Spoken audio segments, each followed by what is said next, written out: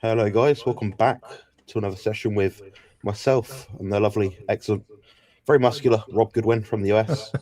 We'll be answering questions today. Any sort of interesting bodybuilding questions you might have, diet, training, supplement, PED, anything related that you want, really. We're quite open books. Anyway, this is the best place to get your questions answered. But before we get into that, just going to say hello to Rob and get Rob to sort of cover anything he wants to cover right now in terms of recent news or updates for him.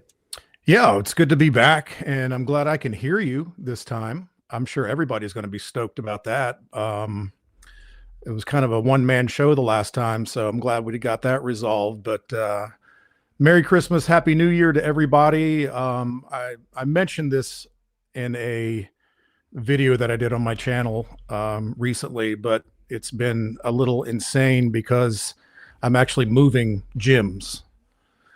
And I've been in this particular gym for 12 years, and now I have to relocate. But thank God, a great opportunity sort of materialized thanks to a phenomenal client of mine who happened to have a building with a really nice gym in it that's move-in ready. So very little build out is going to have to be done. We just need to move all the equipment over there, and the location's even better. It's in a really nice, quaint part of the downtown area here where I live or where I work.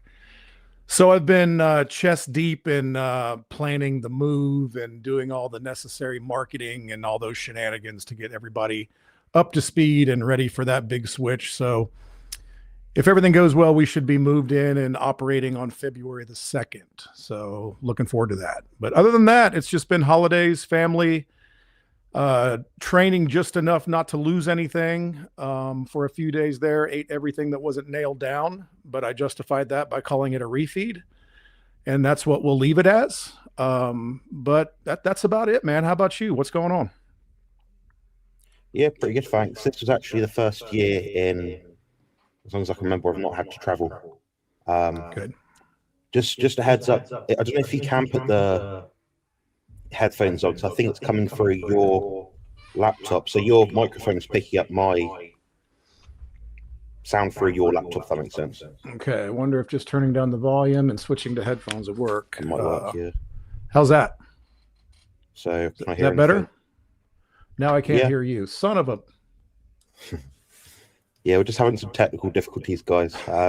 Shocker. Both Rob and I don't like using earphones or headphones. They're a real nightmare. But sometimes it depends how close our microphone is in proximity to the computer that we're using, which is where sometimes our sound comes out of. So okay, I think I got it. How does that sound?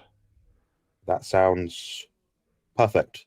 Okay, perfect. Yeah, I figured it out. I don't, usually I need a 9-year-old to show me how to do this shit, but I don't have a 9-year-old currently available.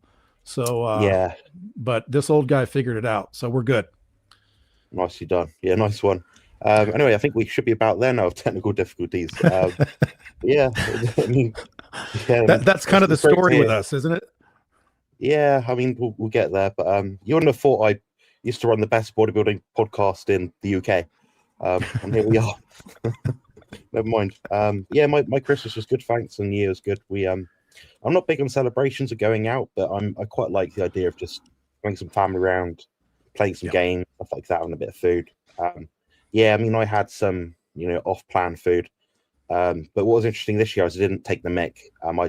I sort of said to myself, I'm going to have this, then leave it at that. Wait till the next day, just have my normal food. But yeah, I feel better for it, actually. I didn't have a lag period in terms of you just feel sluggish afterwards. But the next day I was in the gym, so good deal. Yeah, I didn't go completely off the rails, but definitely had a few days off plan. And for those who follow me, they probably know by now my daughter is a professional baker.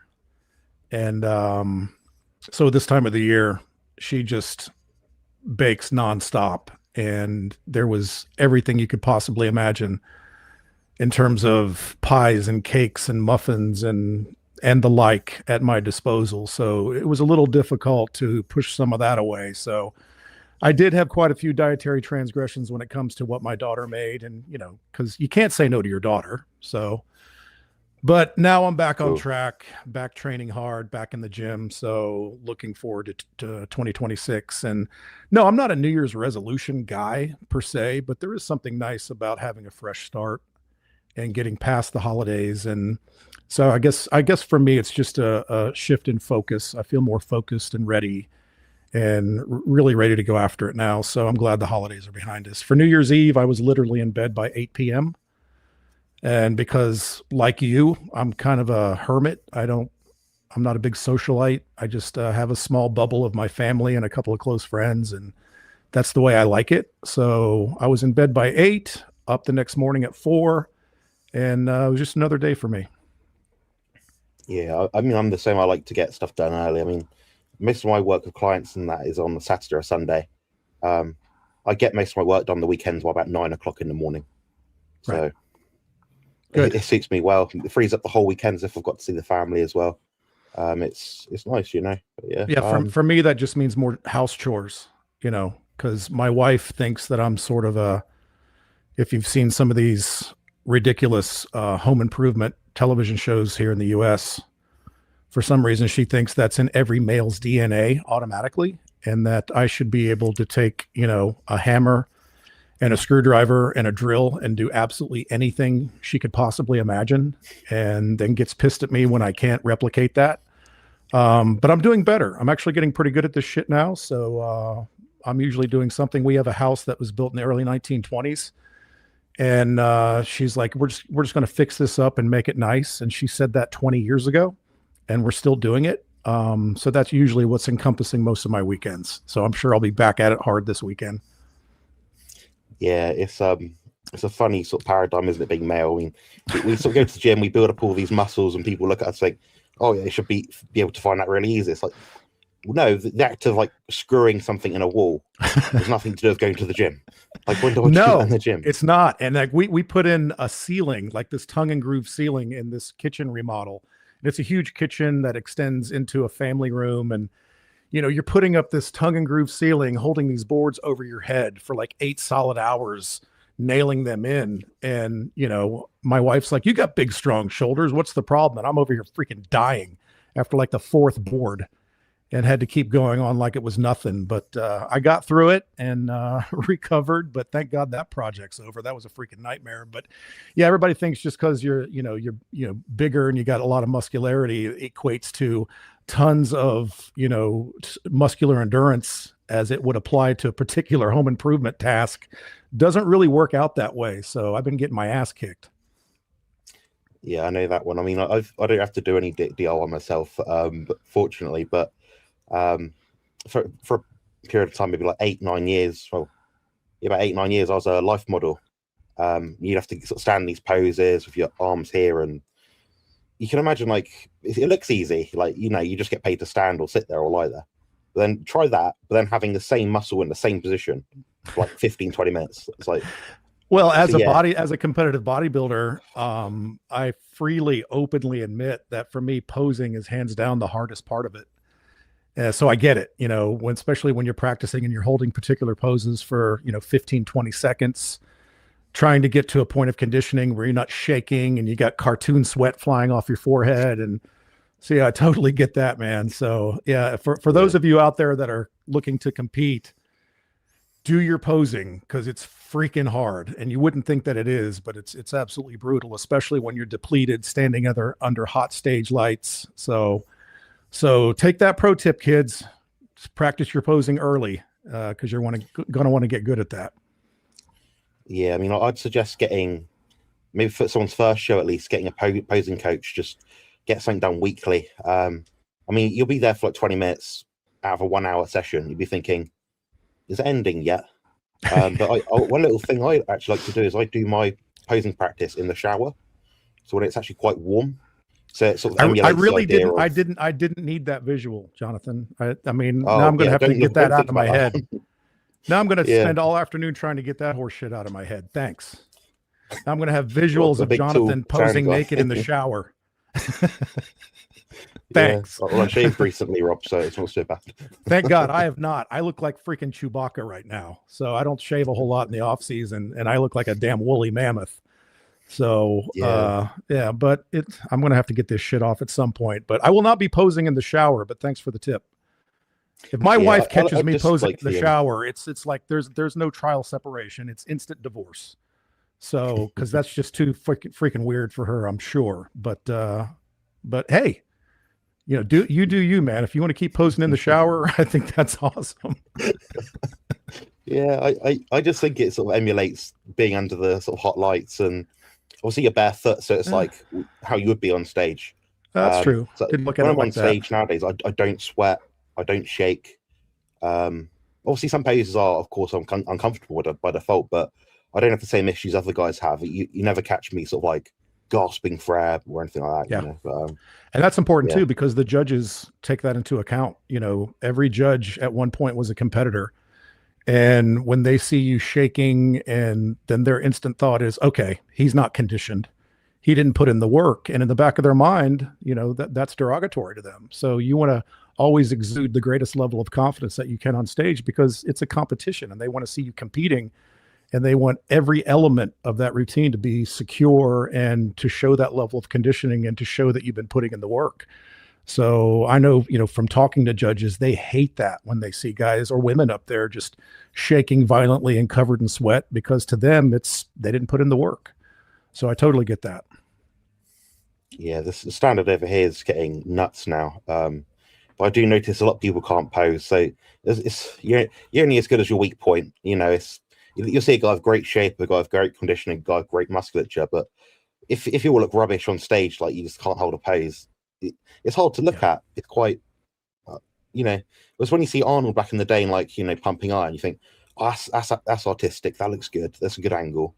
You don't sort of look at him and think negatively, you know. But I wanted to segue from this actually onto like the contest prep season, I guess. We're probably about a few months away from really starting anything properly. But what's your next contest that's, you know, chronologically? All things going well, which it appears to be, I am 27 weeks out from Masters Nationals, which will be in Pittsburgh, Pennsylvania. And over here, or I guess anywhere, because people do travel internationally for that show, it's one of the predominant Masters competitions over here. And clearly the goal at a national level competition is to get a pro card. And I did that once before back in 2021 and went into it. And I've told this story, severely over dieted, and nothing could pull me out of it. And my carb up went terrible. I got to a point where everything was just shutting down, because I literally had 3 weeks from the qualifier to nationals. And I kind of screwed up the segue going from the two. And I learned a lot from that. And, you know, you learn from failures far more than you ever learn from successes. So I took stock of that, and I understand clearly what I need to do. But at least this time, I have a much longer runway to kind of reset. And I think we talked about this a little bit in the last time we did a live, that having gone through a 7-month prep and having being out of the game for 4 years prior, within that 7 months, not only do you have to get freaking shredded and conditioned, but you also have to compress a rebuild, like a recomp. You know, you have to build that level of muscularity that's going to be required to stand on stage and compete, and then still have a long enough runway to get absolutely peeled. And for me, that was 7 months. I had to get that physique back and then still have enough time to get it shredded. Thank God it worked okay. And the plan worked perfectly. But now I have the luxury of, I've got the physique back. I'm sitting here right now at 223 pounds, where when I started my prep in early 25, I was like 193 and didn't have that look. And now I have that muscle there. So now it's just a matter of filling out some lagging body parts, which for me now is legs. And, but it's also given me the peace of mind of knowing that I have a long enough runway to keep the mass that I built during the 2025 prep and being able to get it peeled down again. And so I'm in a much better position for the national show, provided I don't screw anything up, and I don't foresee that happening. So I think the plan that I had for 2025, just re-implementing that for the nationals run, I'm fairly confident will go well. And you know this better than anybody. You never know who's going to be standing next to you. When you're at the national level, everybody there is amazing. And for me, as long as I do everything within my power, then whatever the result is, I'll take it. But I feel like I'm in a good position to compete. And at my worst, when I did it in 2021, literally the worst physique I've ever put on stage, I still place top 6.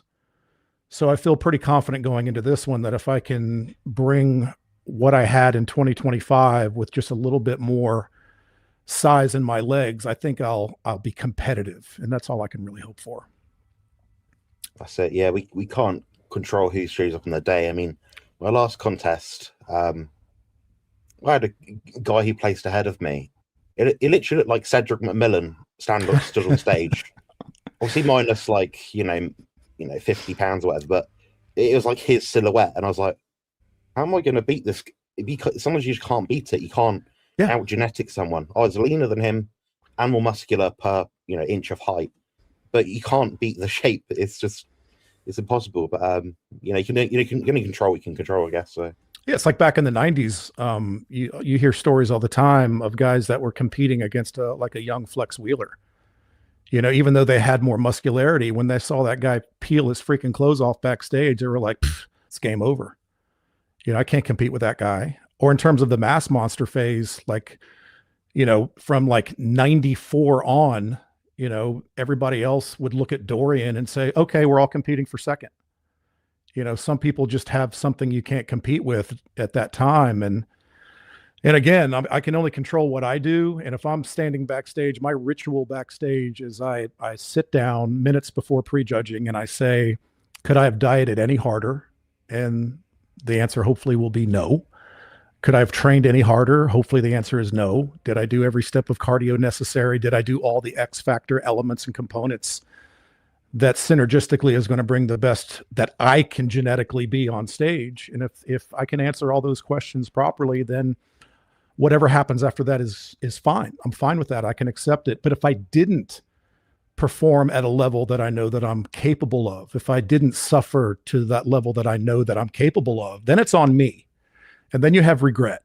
And there's nothing worse than regret. And I think you can carry that over to just the general population. If somebody has a very hard, fast, strategic physique goal for themselves, whether competing or not, it all comes down to a Herculean level of discipline that most people in the culture never, ever get close to. And, when I tell clients and when I tell people on YouTube, listen, you have to make yourself part of that 5%. And getting into that 5% is going to be extremely difficult. You have to sacrifice to a level that most people will never understand and have never been there. And then when you go to a competitive stage, then you're down within like 2% or 1% of the population. So, you have to sort out that level of discipline and understand that you're ready to embark on something that you've never embarked on before. And the level of difficulty is going to be greater than anything you've ever done before. But the good news is once you go through that process, if you suffer enough and you do everything right, when you get to the end goal, there's zero regret. No matter how hard you struggled, no matter how hard you sacrificed. And when you reach that pinnacle and you get to that point, the suffering just becomes the stories that you tell and you wear it like a badge of honor. But most people don't have the discipline to push themselves to that level. And if somebody could do it just one time or even get close and understand what that headspace is like, then they're mentally prepared to do it again. And now they're that much closer to achieving that level that they've wanted to have for, in some cases, years or decades. So, that's why competition, we're at a point now where it's not like it was back in the 90s where you're either a bodybuilder or you weren't. Now with classic physique and, men's physique and women's bikini, and now this fit model division. Literally anybody can compete now. You still have to have an unbelievable level of discipline to be able to be competitive.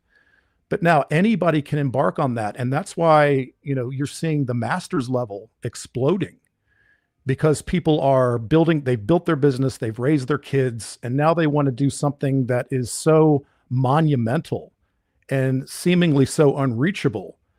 But most people in their 40s or 50s typically have that level of discipline and work ethic because they've had the piss kicked out of them through life. And now they're ready. And that's why I think you're seeing such an explosion. I mean, it used to be there'd be, 4 or 5 guys in the 50 plus, and now there's 20. And the women's bikini, 40 plus. I train a lot of these women. I train a lot of women, 40 plus, 50 plus, 60 plus. And the lineup is huge. It even has to be broken up into different classes because there's so many competitors. But there's nothing like seeing a 47-year-old mother of 3 walk off that stage, even clutching a 3rd place medal. It changes them like nothing else I've ever seen before. And even if they just do it one time, they carry that with them. And it takes them to a place where they are now changed, and they'll never go back from that typically. And that's why I think it's a good thing to embark on. No matter who you are now, you can do that. And I think that's cool. Absolutely. Yeah. I mean, as I've got older now through like different contest preps, I've probably done, I'd guess, about 11 shows at this point. I was in, a fair few. And I'm actually most proud of myself for the most recent one. It's actually the easiest prep I did. No extra steps, no extra cardio. Didn't go bananas with the hormones. I just was already in shape. I was like, well, just do it. As we're getting sort of tanned up and stuff, I walked by my stick, and everyone's like looking at me like, oh, what's he doing here? Like, whatever. I was competing against like open non-handicap guys. A load of the guys that I was competing with in the classic physique category, they sort of looked at me and said, oh, I wish I could walk to the front of the queue, and if I had a stick. Oh, it's not fair. And I was like, all right, okay. So I sort of smiled in my head. I thought in my head at that moment, I was like, I'm going to beat half of you fuckers. Yep. And there's nothing you can do about it. And I did. And awesome. I'm like, so I also, when I walked away, I came like, I'd guess about 7th out of 14 or something like that. I don't know. But when I walked away, I was like, I sort of smiled, I felt proud of myself. I was like, I managed to beat people who should have beaten me because I worked harder. My skin was thinner than all of them. Yeah. You outworked them. That's my philosophy every time. I'm going to outwork everybody. And me as well. This 2025 prep after 4 years off was my easiest prep. And a lot of it had to do with my change in diet. I'll be honest. It was just it worked better for me. For me, it was more sustainable. And for me, it was an easier diet to make small changes to. I was able to just kind of turn a dial, and then the changes would happen almost immediate. And like you, I did very little cardio. I don't think I ever did more than 6 or 7 30-minute easy walks, and didn't even need to do that. I just did it mainly for the stress relief and just to be out there and get some blood flow going, just to make sure I had a little bit better level of conditioning. But I did the least amount of cardio I've ever done. And every manipulation I made to get the leanest I've ever been, hands down, I just did it all with diet. And that's really the biggest lever you can pull. And like we talked about last time, diet is the lever.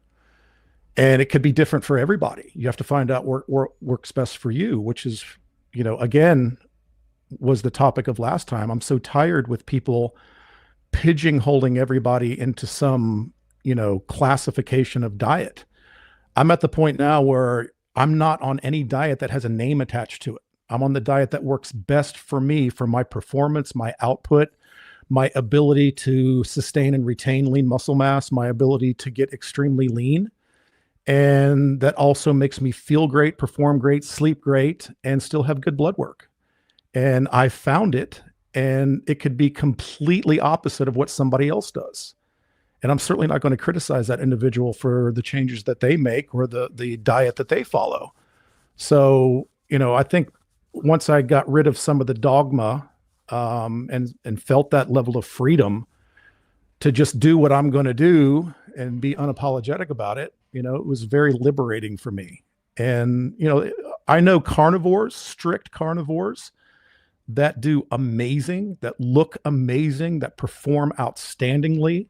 And I support that 110%. You'll never hear me criticizing them. I say, hey, if you're happy and you truly feel like the protocol that you're utilizing is helping you reach your greatest potential and it's sustainable and you feel great, I wouldn't recommend changing a damn thing. However, if you come to me and say, these are the problems that I'm having, these are the shortcomings that I'm having with this, then I'm going to suggest a couple changes. And it's not the changes that I would suggest in order to make me be part of a club. It's going to be the changes that I would suggest to the client that I truly feel is going to be the most helpful for that unique individual. And I think too many people in our space have gotten tied down to an ideology, and it's tied directly to their level of income. And they don't feel like they can pivot from that or make adjustments or changes, even if based on current outcomes and changes in the literature. And I think that's a sad place to be. So that's why I commended you so much when, and we kind of reconnected on the post that you did in the Facebook group, which when I saw your physique, I was like, holy shit, dude looks freaking amazing. And then I saw negative comments and I just went ballistic. And that's when I'm like, not here. This dude is amazing. He's unapologetic. He does what's best for him and has faced obstacles that many people would never understand.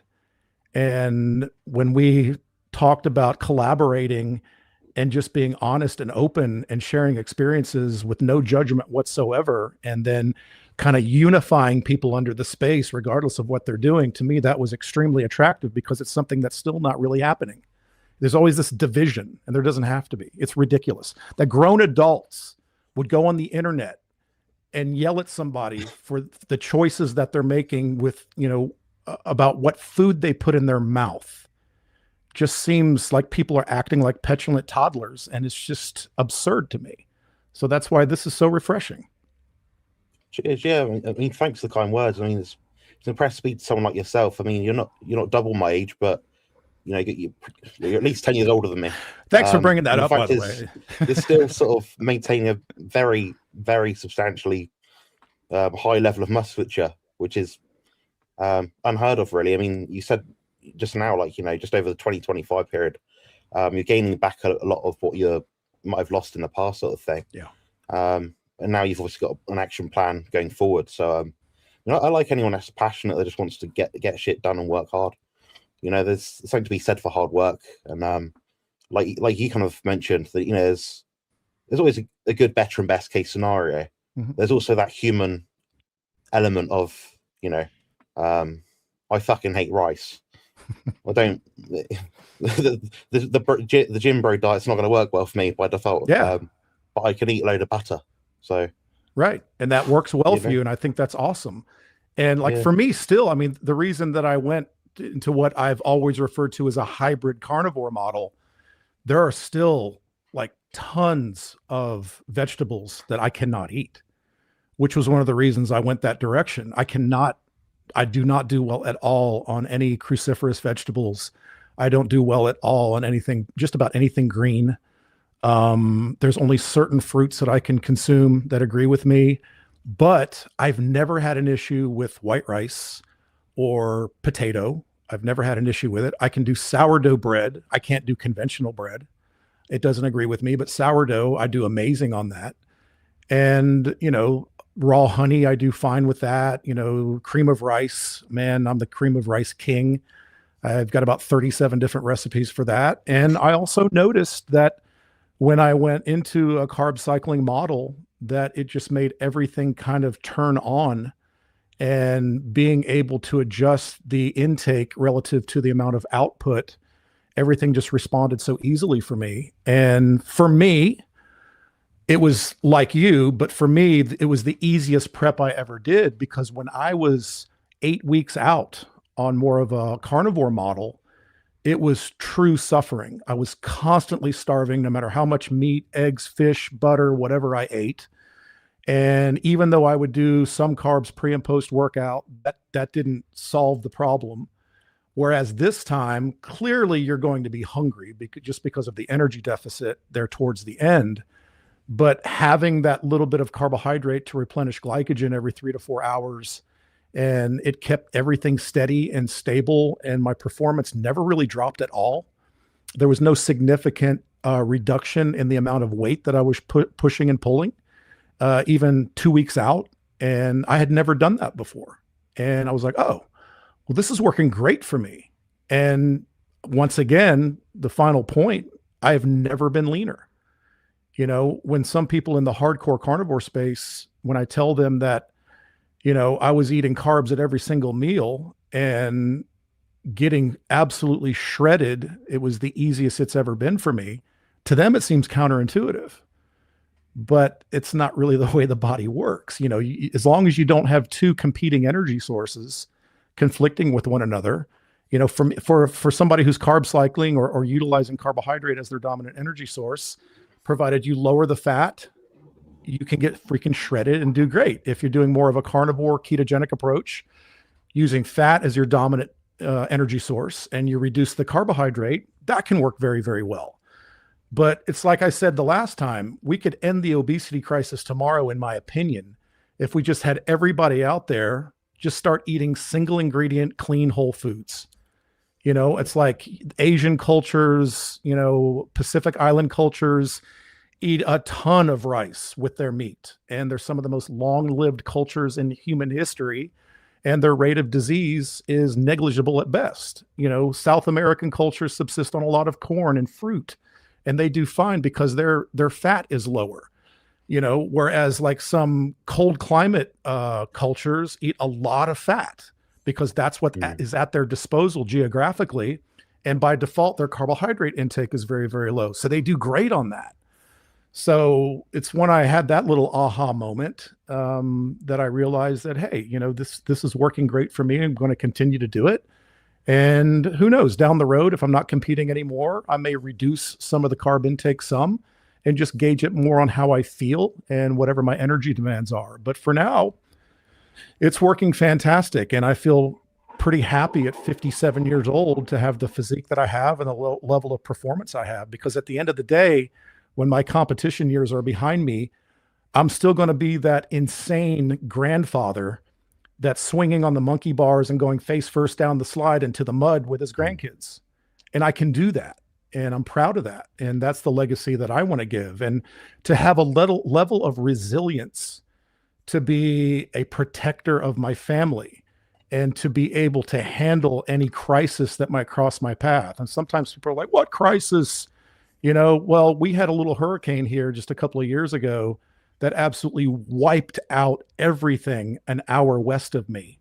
And there was tons and tons of situations. And I talked to these people face to face where they were faced with massive crisis that those who did not have the physical capacity to handle these natural disaster situations lost everything, including loved ones.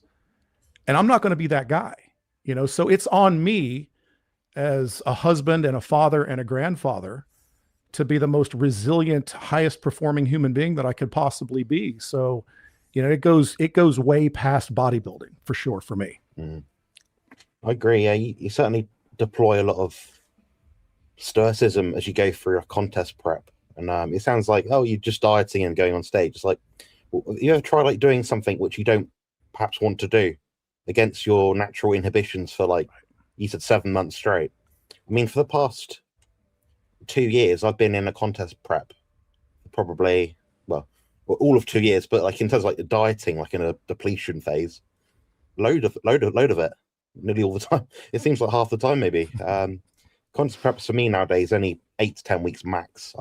I stay very lean year round. So it's not tricky to get in shape. But like I was saying about the stoicism, I mean, I think the measurement of success nowadays isn't by what we have. It seems like it's by what we don't need.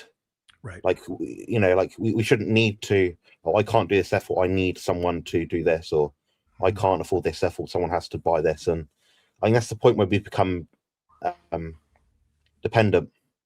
And if you're the head honcho in your household, yeah, it's going to be better to be more stoic and more blue collar than not. I mean, there's no downside to it. So yeah, 100%. I completely get behind that. Yeah, I'm very questions as well.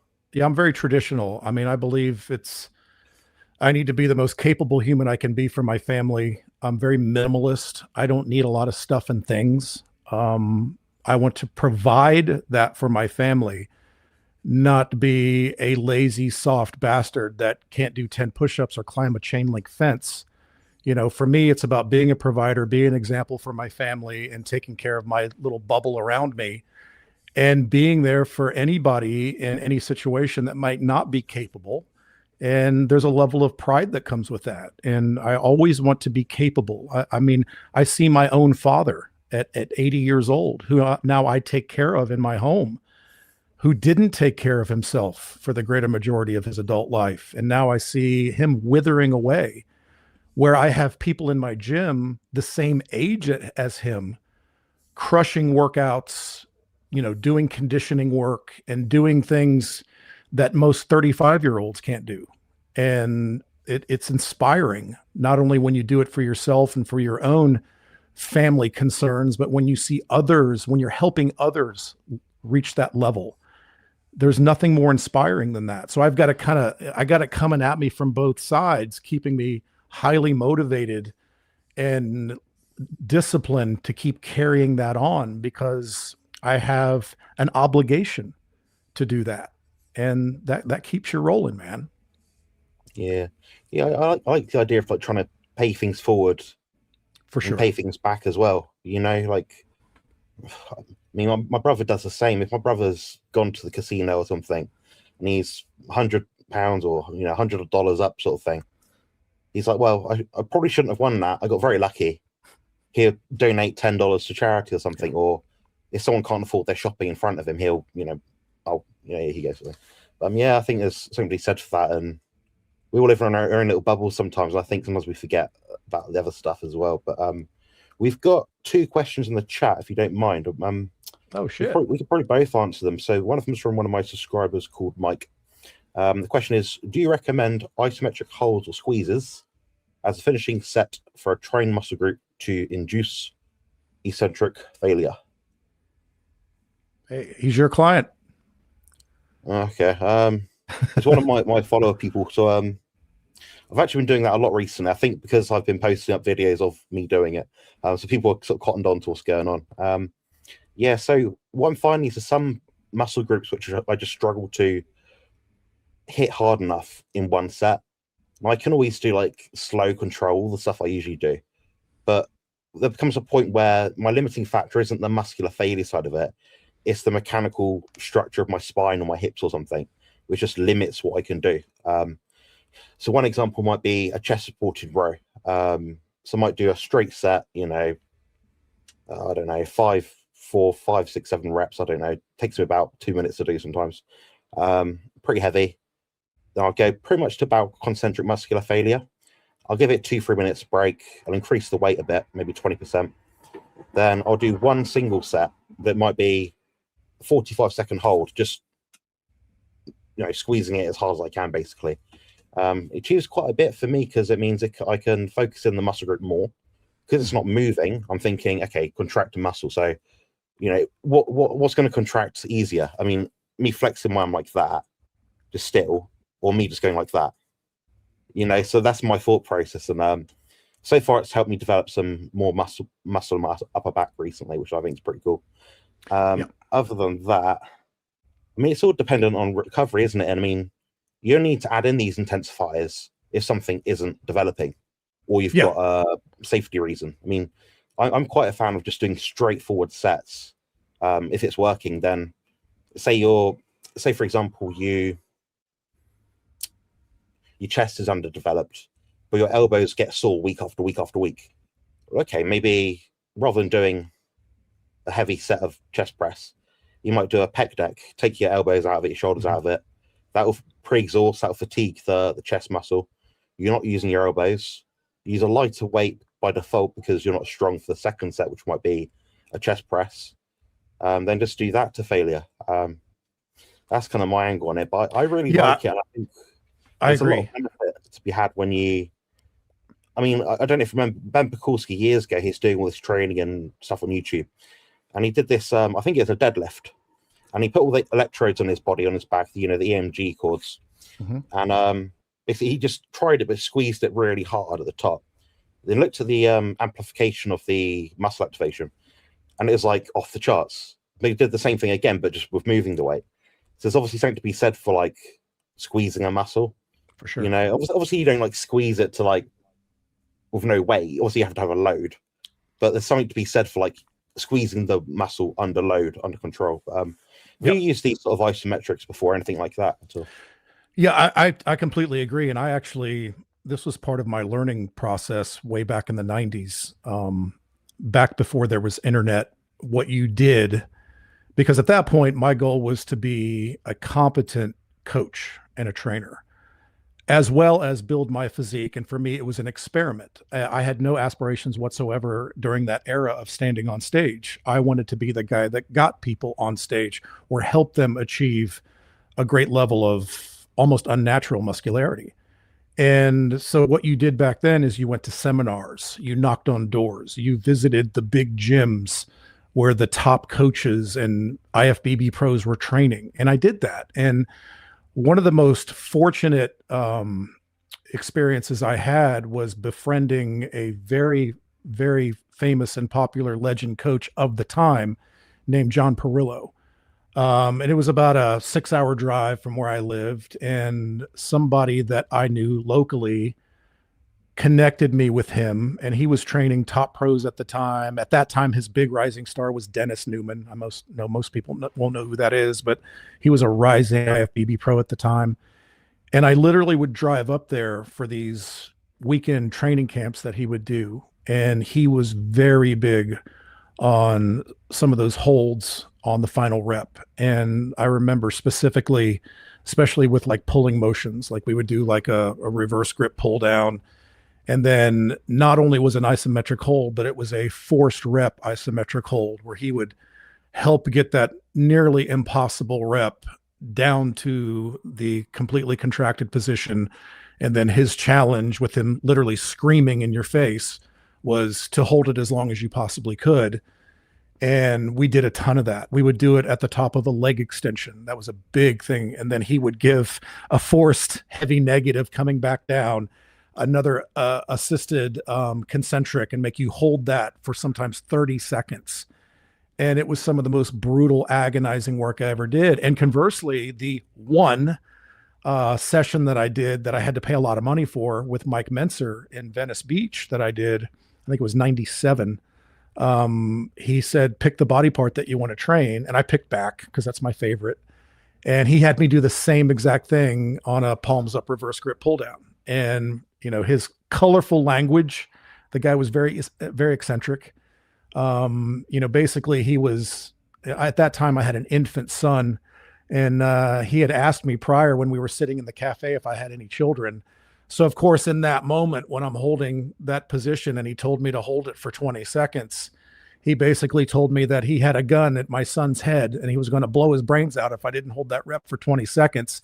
And then I had to get one more rep because he still had the gun in his hand. That was the kind of colorful shit we did in the 90s. I'm not going to say it was, I'm going to recommend it. We also would squat until we broke the blood vessels in the whites of our eyes, or we would go puke. And if you did that, then that earned you another set. So yeah, to this day, literally Tuesday when I was training back, me and my partner were doing some concentric or some isometric holds at the bottom of the movements on some pull downs.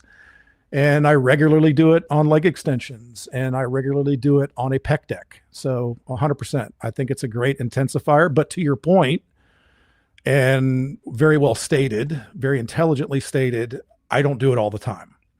So I will often focus on doing that on one particular body part during that training week. And then, so you're looking at roughly, almost 30 days as you rotate through the body parts before you bring those intensifiers back again, because as everyone knows who follows me, I put a massive amount of value on recovery, because that's when the growth mechanism is set into motion. That's when supercompensation occurs. So yeah, I think it's a really cool thing to do. And I think it's something that everybody should play with a little bit. Nice one. Yeah. I mean, a lot of people, they can move a weight, but until they've actually held a weight for as long as possible under load and tension, they don't realize how hard it is, because you're just thinking about your breathing. You're like, your grip, like your feet, everything it just hurts. But it's almost like you're trying to get to the point where it's flattened you, because it's like the ultimate test. So for me, I'm like looking at my stopwatch or something, thinking, well, I've got 45 seconds this time. I'm not using straps this time. All right, I left them at home, whatever. Let's try and get 45 again. But I know my forearm's going to adapt to it.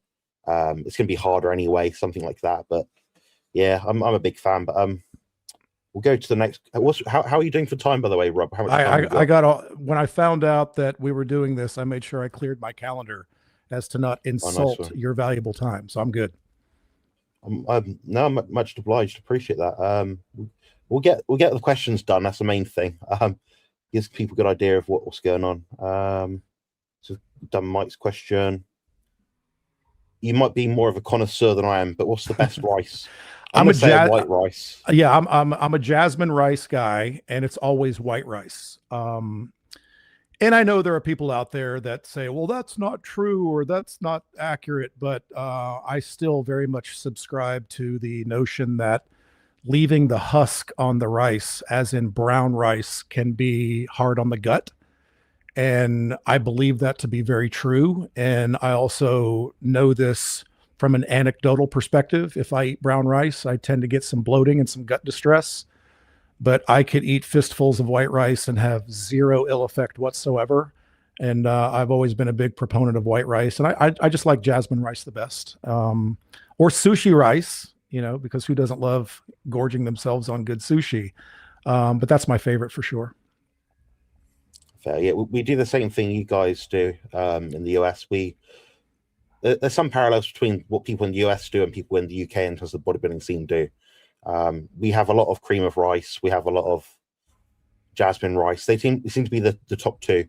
Bodybuilders, to my knowledge, nowadays don't really do brown rice for the same reasons you mentioned. So it's and I think the culture, get food in quick, I love the UK bodybuilding culture. I think it is. I love the fact that it just seems to be more beholden to the hardcore roots. I think a lot of the UK guys are still holding on to that blood and guts and just all out mentality. And I think it's one of the better scenes out there in the bodybuilding world. So it's definitely a bucket list thing for me to get over there and visit some of those gyms in the UK. And I've always wanted to just walk up and put my hand on the wall at the very minimum of the old Temple gym that Dorian trained in, me being a Dorian Yates super fan. I think I just wanted to notate that I still think you're lucky, because I think the UK bodybuilding culture is still holding on to that super hardcore badass ideology, and that's awesome. I think it's gotten a little soft over here. Yeah, I mean, I'll say when I look at some people's training, we do have that Dorian Yates kind of like high intensity, how much can we fuck a muscle up kind of attitude. Our dieting culture is probably similar to yours, really. In terms of PEDs and supplements, we're very big on health checks now, things like that. So whereas 10 years ago, it's like no one really got the blood checked, really. No. But now it's like everyone, I know that there's a decent level bodybuilders doing blood tests every 2 to 3 months, pretty much. I think that's smart for sure. And I'm the same way. And there's a couple of top coaches that have brought that into the forefront. Chris Tuttle is a huge proponent on health and a very long calculated health phase. Who's the coach? Stefan that trains Martin Fitzwater. He's big on really prioritizing health and moving his athletes through a long, prolonged health phase. And I hope that trend continues and more coaches and bodybuilders pay attention to that, because the longevity aspect is very important. So yeah, like you said, you can fuck a muscle up, but in terms of your internal organs and your overall health, that's something everybody needs to pay attention to at all times. I mean, I know for a fact that I'll be on TRT the rest of my life, and I'm totally fine with that. And if I had never stepped on a bodybuilding stage ever again, I would still be doing some, just minimum hormone replacement therapy, just because of the level with which I operate at life. And I'm fine with that. And but I'm also very keenly aware on making sure that my health is on point and my blood work gets done. I'm glad you brought that up. Yeah, I mean, I get loads of blood tests done anyway, but I buy my own private stuff and draw it myself because I'm nuts, and send it off in the post. But yeah, we got so much access to this stuff nowadays. I mean, I don't know what the average person spends on gear or whatever here in the US, but I mean, for me to get blood checked, I don't know, 4 times a year privately, it's $700 or $800 total. Okay.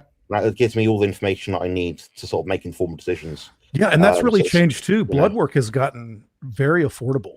Back in the day, it used to be outrageous, and you had to have insurance and all this stuff. Now, I can get a basic blood panel for $150 US. It's not tough to do at all anymore, and it's a very smart thing to do. So for sure. Nice one. Yeah, I'm glad we agree on that one.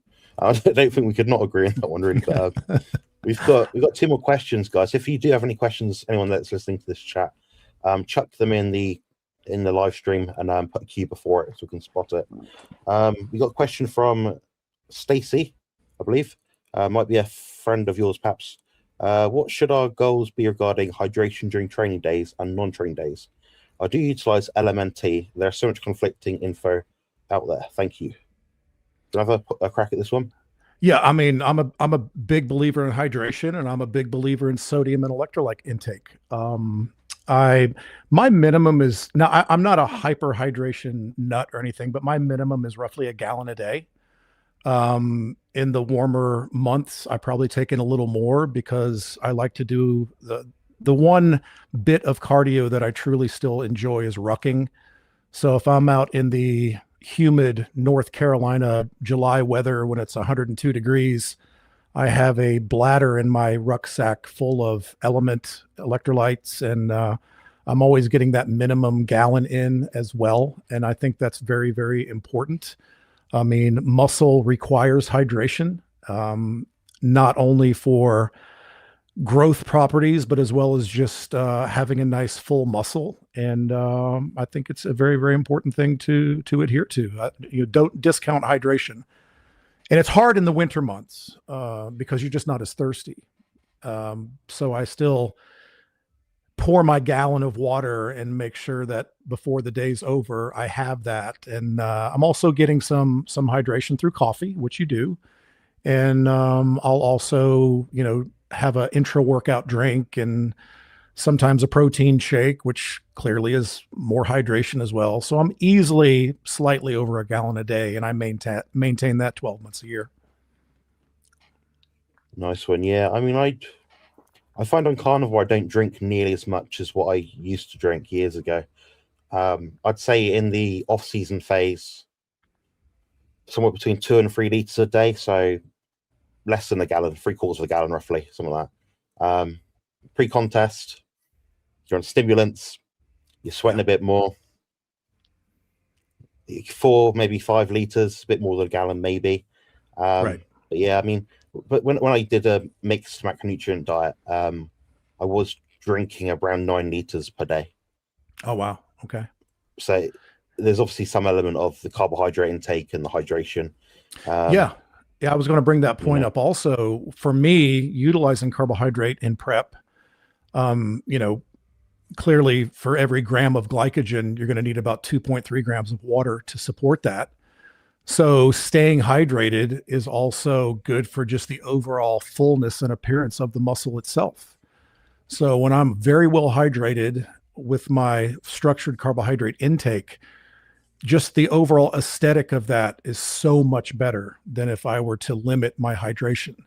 So it's motivating when you're well hydrated, because the appearance of your physique is so much fuller and rounder and tighter than if you're underhydrated. So that's a large motivating factor for me as well.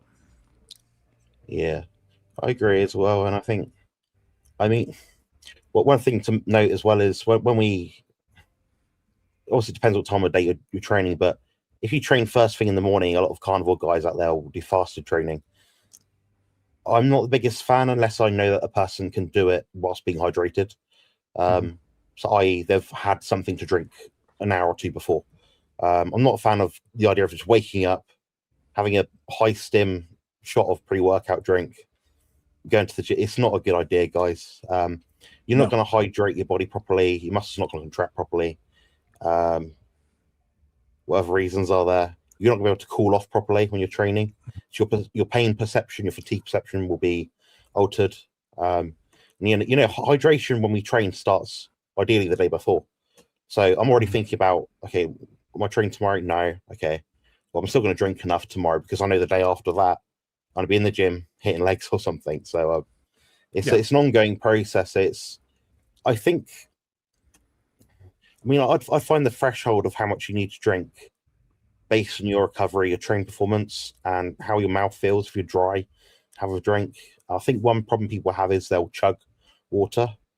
I mean, you might just be 100 milliliters under to be hydrated. But if you end up drinking half a liter, you're just diluting your system. So, like the added electrolytes have to be part of that. You can't hydrate through water alone.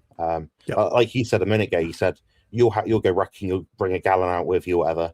Then you'll put so much LMNT into it. Yeah, it makes sense. Well, and for coffee drinkers, I'm a big coffee. I mean, if somebody said, "What is your vice?" My vice is coffee. I mean, that's my thing, and I think it's from 30 years of being at the gym at 4:30 in the morning, training clients early in the morning. But it's also important to note that coffee can be dehydrating, and it can stimulate a prolonged cortisol secretion. So I will begin every morning right out of bed. The first thing I do is about 12 ounces of water with salt. And if you do that first, it buffers the cortisol, the prolonged cortisol effect of having the caffeine and the stimulants from the coffee in your system. Not that cortisol secretion is a bad thing, like it's been demonized to be. It's a natural process, but excessive amounts, prolonged excessive amounts clearly can be bad. So for you coffee drinkers out there like me, start the morning with water and salt and then move along to your coffee. I think it's a good tip. It's a good shout. Yeah. I mean, I don't know how my dad is still alive in this instance, but he pretty much only drinks coffee. I don't think other maybe like 15 years ago, I saw him have a beer. He just drinks like 5 coffees a day, milk and some sweeteners in it.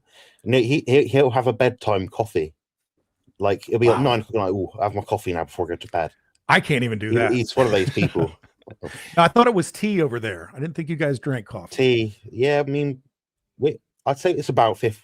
I don't know statistically, but it's about 50-50. Yeah, most people will. I'd say the older generations will have tea, younger will have coffee, I think. But tea is a thing. Yeah, most people drink tea. Yeah. Cool. We got a question as well on a PED. Can people take IGF-1 LR3 on carnivore? Have you ever used that, Rob? And have you ever used that in the context of a carnivore diet? No. Absolutely not. Okay. No, I'm not that deep where I think I need. I do not do insulin. I do not do IGF-1, anything like that. As we stated in the last one, I do a small amount of growth hormone, generally about 4 IUs. I don't think anybody, unless you might be trying to be Mr. Olympia, needs any more than 6. But I found for me 4 is fine, but I don't utilize any insulin with that. And really, insulin is going to be benefit to people who are on more of a carbohydrate based diet. I mean, that's why the guys do it, so they can pump in more carbohydrate and have the ability to more efficiently and effectively break that down. So, I've never played with any of the advanced protocols utilizing insulin or IGF-1. Fair enough. Yeah. I've actually used this twice. Um, for a different reason what most people probably imagine. So obviously there's a muscle building benefit to be had. Helps with nutrient partitioning, things like that. On carnivore, it's a bit more risky, as you mentioned, because anything related to the insulin peptide family or growth hormone family will have an impact on blood glucose levels. Yep. For me, I've used it successfully to reduce pain somewhat, in terms of like nerve pain. I've also used it for skin healing, funny enough. I think it can be useful, but it's not going to give you everything. It's not. It's like so far up that tree. The average person listening to this, like, they won't need to use it. I've experimented on it for the nerve healing benefits of it, because I have a nervous system disorder, effectively. So I have noticed some benefit, but obviously the limitations of all of these things are you can use it for a period of time, the body will desensitize to it, then you can't use it. So for me, it's like a as and when occasional kind of thing. I've done two bouts of it before, but like a 4 to 6 week stint of it. It'd be in a time when my recovery is lower, maybe my immune system's worse, maybe I've just had surgery or something, I don't know. But outside of that, I probably spend my money on different things before that, unless I was, in my case, experimental to see what benefit I'd get. Right. Your limitation is going to be the dose, of course, but that's a bit dichotomous in a way, because by using a lower dose, it will last longer and you're less likely to get side effects. So yeah, be careful with your blood glucose if you're using something like that. Have a blood glucose meter if you're going to use anything, and whatever the amount say online, use the lower end of the bracket, would be my opinion. It's not medical advice, guys, but that's been my experience. Yeah, this is just for informational purposes only. This is not for anybody's individual prescription. We forgot to disclaimer earlier. We don't want the YouTube overlords to get pissed at us. Absolutely, yeah. We've got another question from Stacy. What are the positive negatives of utilizing raw milk in your diet, specifically if you're trying to add muscle and reduce fat? I've got a video on this one, but did you ever manage to get raw milk when you were following carnivore? Yes. Fortunately, where I live, more in it's the western part of North Carolina. I literally live out in the sticks.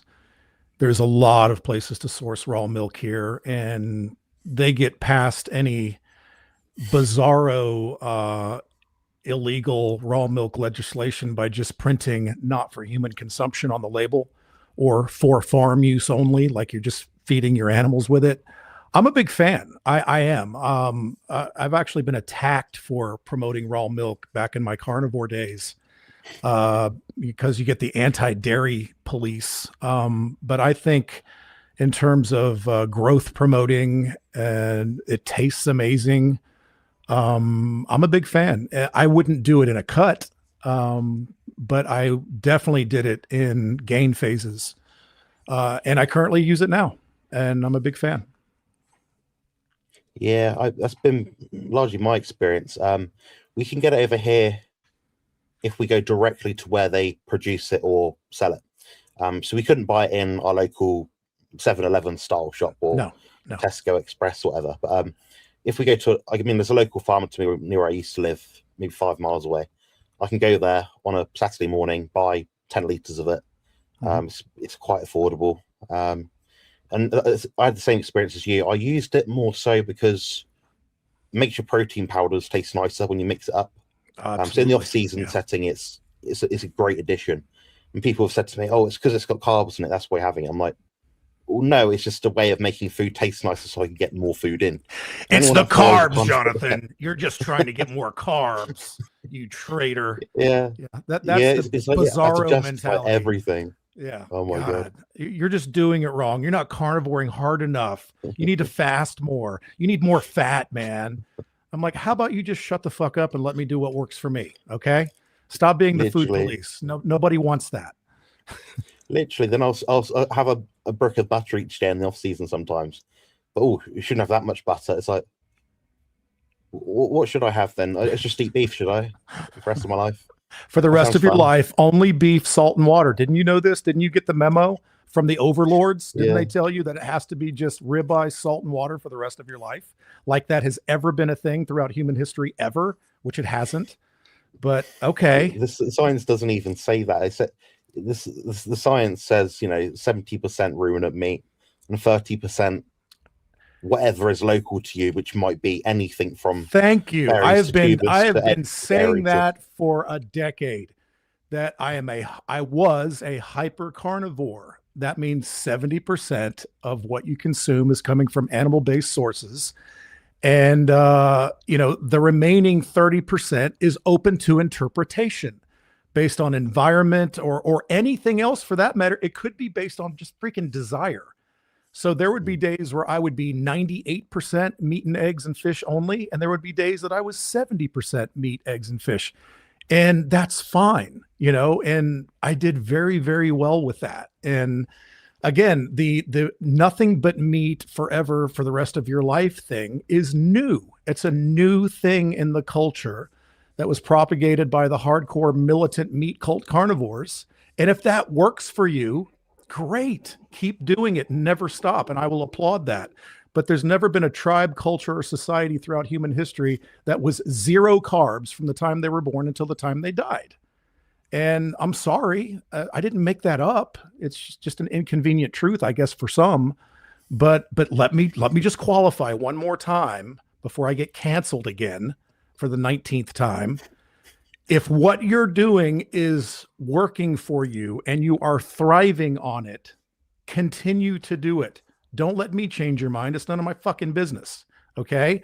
But if you come to me and say, hey, I've been doing X for this amount of time and I'm getting these severe diminishing returns, do you think, in your opinion, there could be a more optimized approach? Then we roll our sleeves up and we start implementing other things until we find the thing that makes the program more optimized for you and your goals. But apparently that level of optimization and that pivot is somehow, illegal, or you get your carnivore card revoked. And I've just never understood that mentality. It just never made any sense to me. The people that attack me and say, oh, you went back to using carbs, you're a traitor. I've got everything from you're a traitor to you're going to die soon. And I'm like, hey, I'm still kicking. If it's going to kill me, well, it's taken fucking forever because I'm 57 years old and I'm better than most. So, if it's going to shave a year off of my life by me getting the results that I want and enjoying my life, I'll take that. But I don't think that's the case at all. Yeah, I mean, obviously both of us have worked with heaps and heaps and heaps of people in a carnivore and non-carnivore context. I can honestly say, hand on my heart, I don't know many more, maybe 5 people I've ever met or spoken to that follow a lion diet long term. Yeah. But yeah, it's talked about in all the forums like, oh, this is what you should do. It's like, if most people should do this, they would be doing it if they were that bad, health-wise, body composition, whatever it is. And you think, well, the people that I know with the most success on a carnivore diet are eating about 4 or 5 different animal foods each day. Yeah. What does that tell you? I mean, yeah, I mean, it's also about sustainability as well. I mean, if somebody came to me and said, hey, listen, I'm going to put you on a remote island and I'm going to provide you with every luxury you could imagine. You're going to have a beautiful home, access to as much clean water as you like, every modern amenity. It's going to be paradise.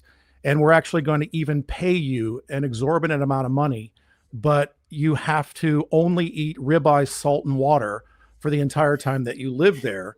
It probably wouldn't be 6 or 8 weeks before you served up my 37th ribeye, where as much as I love ribeyes, I would look at that damn thing and want to fucking vomit. I'm sorry. I mean, I like to have a little bit more variety in my life, not only with food, but in many things in my life. Yes, in some ways, I'm a creature of habit. I've been training primarily the same way, but I don't do the same workout every day for 32 years that I've been training. There is some variety in there. And sometimes when I think to myself, hey, I'm planning on doing a bent over barbell row today, and then I might say, immediately, you know what? I don't feel like doing that today. I'm going to go do this instead. I mean, you have to, I like a little variety. My life is lived an hour at a time working with clients on the floor. My schedule, it's like Groundhog Day for me. I do the same freaking thing from 5 a.m. until 5 p.m. Monday through Friday every single week. So if I choose to have a little bit variety in my food or a little bit of variety in what I like to do with my family on the weekends, I'm okay with that. And it's working out pretty well so far. So it's just very, very bizarre to me that this small collective of this small faction of people in the carnivore community just lambaste you and attack you if you stray off of anything but freaking red meat and water. It just makes no sense. And if that's your thing, great. But if that's not your thing, I mean, just once again, imagine being a grown adult yelling at somebody on the internet for how they choose to consume food. It just makes, if it's working for them. Now, clearly, if somebody's eating hyper palatable processed garbage from sun up to sundown and they're living off of fast food and just shit, then I might politely suggest that they look into making a small change with that, because anybody who is doing that clearly will be at a very poor level of health, either internally or physically or externally or whatever, or a combination of all. But if somebody is choosing to have a few pieces of food outside of the carnivore realm and they're thriving on that, it just seems absolutely, like toddler-like to scream at them that they need to change that. And you'll never convince me otherwise. And I think you're starting to see a shift in the culture that, hey, turns out I can live my own damn life and make a few choices outside of the carnivore realm and still thrive and enjoy myself. And how many of these lion diet people who are doing it only on social media because their finances are tied to that ideology are actually doing that 24/7, 365? I'd be very curious to see what some of these people do when nobody else is looking. I mean, even Bart. I mean, I love Bart K. He's probably not very happy with me right now because of my shift in diet. But if you end up watching this, let me go on record by saying, I think you're a fantastic human being. I consider you a friend.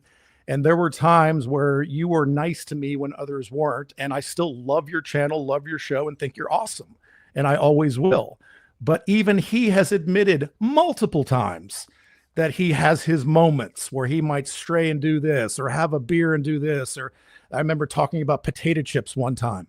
At least he's, honest and open enough to admit that he's not perfect either. So I get it. But so, leave these people alone. And, there was a guy that used to follow me and used to recommend me and used to always comment so nicely on some of my stuff. And the minute I did a video saying that I'd made a shift in my nutritional ideology, he absolutely attacked the living shit out of me and said some of the most petulant, childish, stupid ass things you could ever imagine. And even though I still remained calm, I answered back to him saying, well, here's why, and this is a little odd that you're doing this, and maybe we should act like adults here, and maybe we shouldn't be wagging our fingers at grown adults for how they choose to eat. He just kept slinging insults at me. I mean, this is the definition of truly brainwashed. I mean, it's a cult, and I know it's only a small segment of the population, but there is this cult segment of that community that needs to go away and go live on a fucking island together, because they're not doing anyone any good. So I don't know. Sorry, I'm getting off on a rant. But no, I understand where you're coming from. I mean, I have my own frustrations with some people in the carnivore community. I'm not going to mudsling because I don't need to prove myself or anything, but there are certain people who just make content because it appeals at the time. This is the 80-20 protocol. This is the sardine fast. This is the lion diet month. This is the, I don't know, eat every other day diet thing. And it's like, it's like there's these limited tools that these coaches are putting out, or influencers, educators. And I'm thinking, you're putting these people with like these minor issues with their diet. Like they're eating all the right foods, they're eating sensibly, they feel good. they've got a plateau, the fat loss journey, whatever it is, then you have to swing it over that way. Like, today I'm only going to eat butter for a week.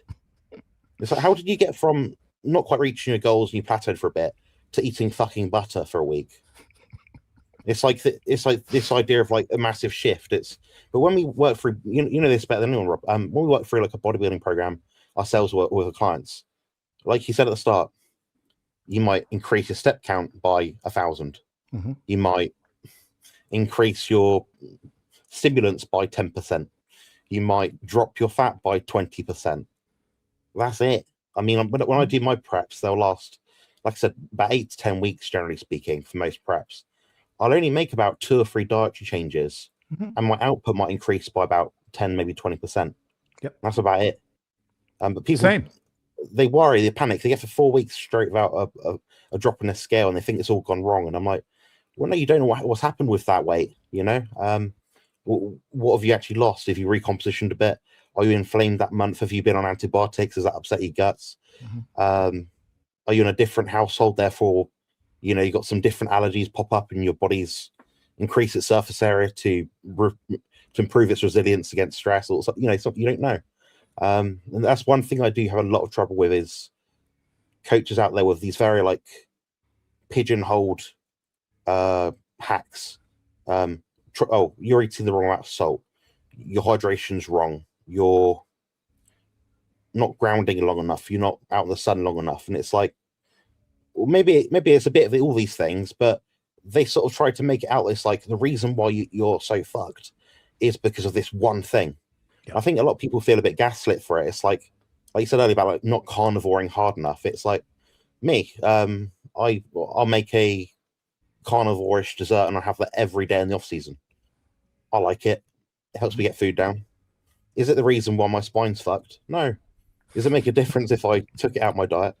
No.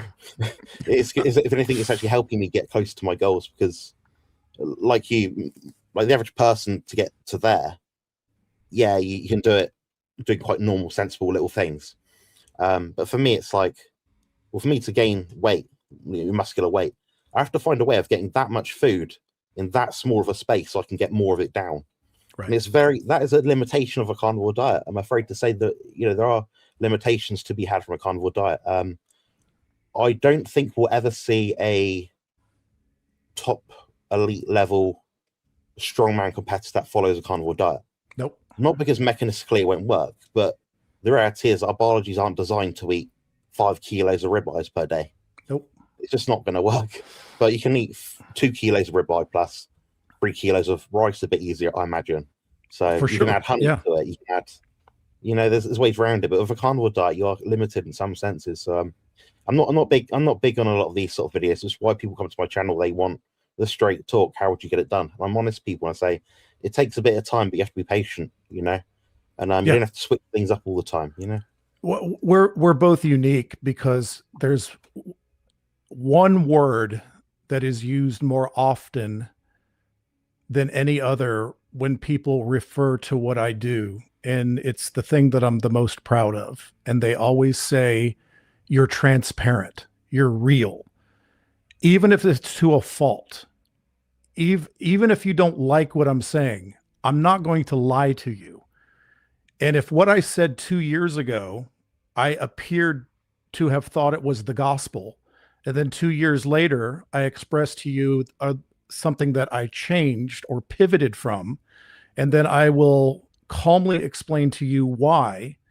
I mean, that's life. I mean, that's the definition of science. It's always evolving. It's always changing. Nothing is ever completely settled. I think at this point, after 30 years, I've settled onto a way of eating that I think will be the way that I eat from now on, because I'm the happiest I've ever been and I still feel great and I still perform well. But 2 years from now, I may make a shift in that because of something that was presented in not only the literature, but also anecdotally. And then if I do make that shift, guess who's going to be the first ones to hear about it? The people that are dumb enough to log on to my silly YouTube channel. So just be honest with people and be transparent with people. People putting up a front behind the camera and portraying themselves as somebody that they aren't truly are if you're sitting in a room with them having a drink. I mean, I don't rehearse things on YouTube. I rarely ever have notes. I have a thought in my head. I have some emotional context that I want to get out of my system. So I turn on the camera and I tell people who might also be interested in what I say.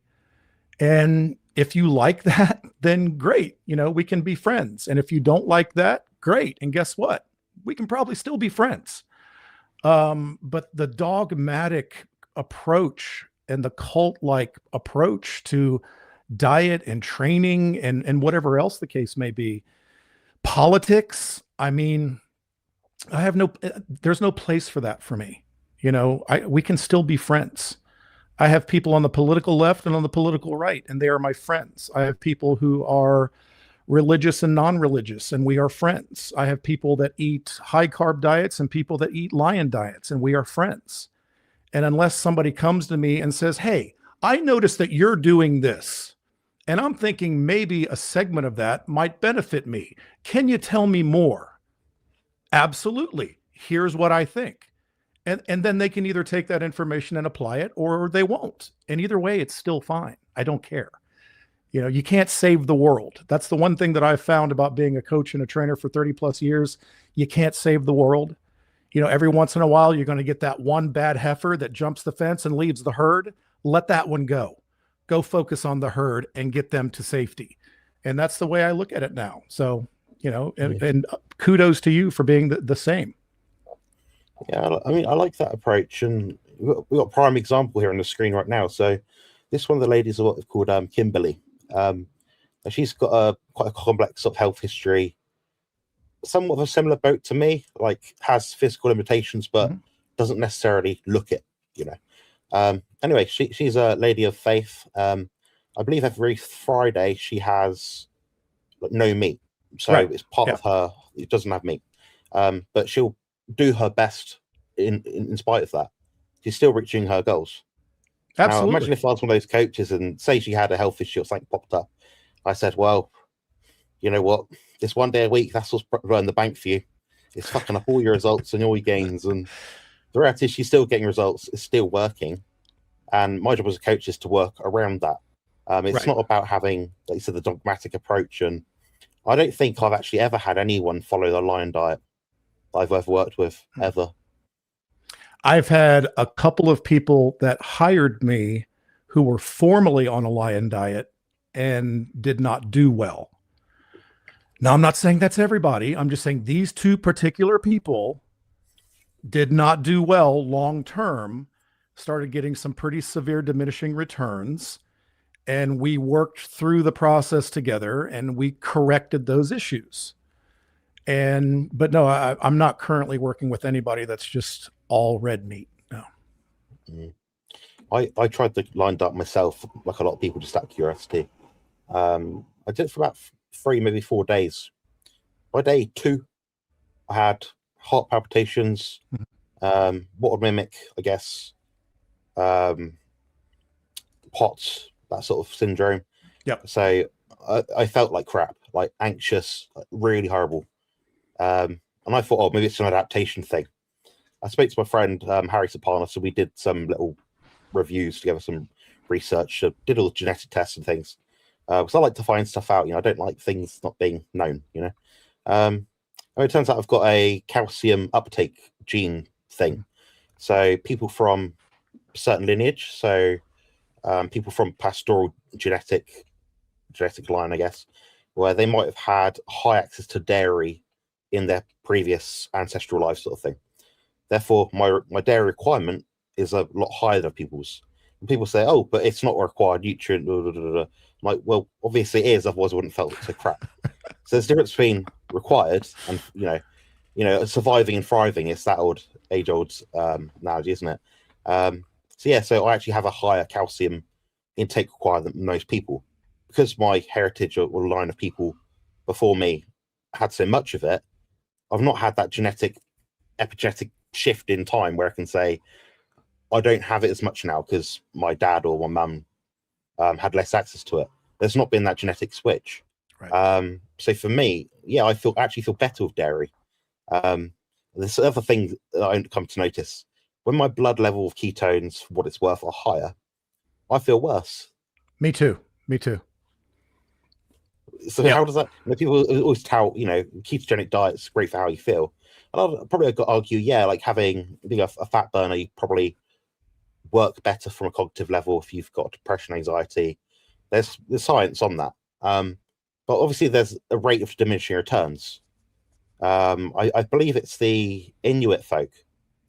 They can't actually produce many ketones, or their blood ketone level always shows up low. Right? Is that because the test they're doing is crap? Is that because they're utilizing the ketones? Or is that because their epigenetic shift has prevented them from having a stupidly high level of ketones because they bloody blubber all day? Yeah, and that's something that I've discussed as well. When I say there's never been a tribe, culture, or society that has subsisted on only meat forever, they'll always say, "Oh, the Inuit, the Inuit." Well, number one, they have developed a genetic mutation over time where they can handle longer term dietary ketosis, and you also have to understand that oftentimes they're still getting the muscle glycogen that's naturally occurring in some of the raw meat that they eat as well. And they also consume animal dairy, which also contains a small level of carbohydrate. So my point I'm trying to make is even these cold weather cultures or societies, they're still not zero. There may be days where they are. There might be a stretch of time where they might be based on availability. But again, nobody has been zero carb from the time they were born till the time they died, unless they have chosen to do that as part of this new cultural trend within that small division of the carnivore community. And if they have, and if they are, and they're doing great, wonderful. But, it's not going to be for everybody. And I did it for 10 days. I did the lion diet for 10 days as an experiment. And by day 4, I started to feel terrible. And I ended it on day 10 because my sleep went to practically zero. I couldn't sleep, tossing and turning, heart palpitations. And again, just like you said, they're going to come out of the woodwork and say, adaptation, adaptation, you weren't adapted. Well, guess what? I didn't give 2 fucks about being adapted at that point because I didn't like it. Okay. So I abandoned it because I thought to myself, I'm not enjoying this at all. And what I was doing before was working just fine. So I don't care if somebody said, well, if you do that for, 8 weeks, you're going to be fully adapted. Well, dude, I did keto for years. And if there was anybody who was fat adapted, it was my ass. Yeah. And I started to get severe diminishing returns on a ketogenic diet and then had to create a hybrid ketogenic diet the same way that I created a hybrid carnivore diet. And now I've even abandoned that. And I found a very effective and sustainable methodology of cycling carbohydrate in and out based on output and foods that I tolerate well. And I'm not going to consume a food that makes me feel like dog shit just to say I'm consuming it. So even with carb cycling, as I told you on the outset of this, there are certain carbohydrates that make me feel sluggish or bloated or give me a poor gut reaction. So guess what? I don't eat those. But I do great on some other carbohydrates, and they have made my performance extremely well. They've made my recovery better. They've made it more sustainable for me.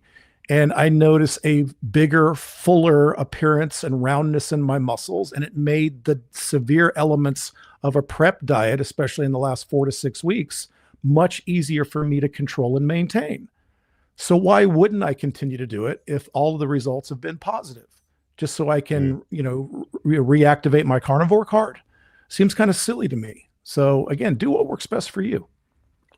Yeah, I kind of speculate. It's a loose speculation, but I think some people that do a carnivore diet get benefit, then switch, go off, whatever, they add in some carbs, whatever it is.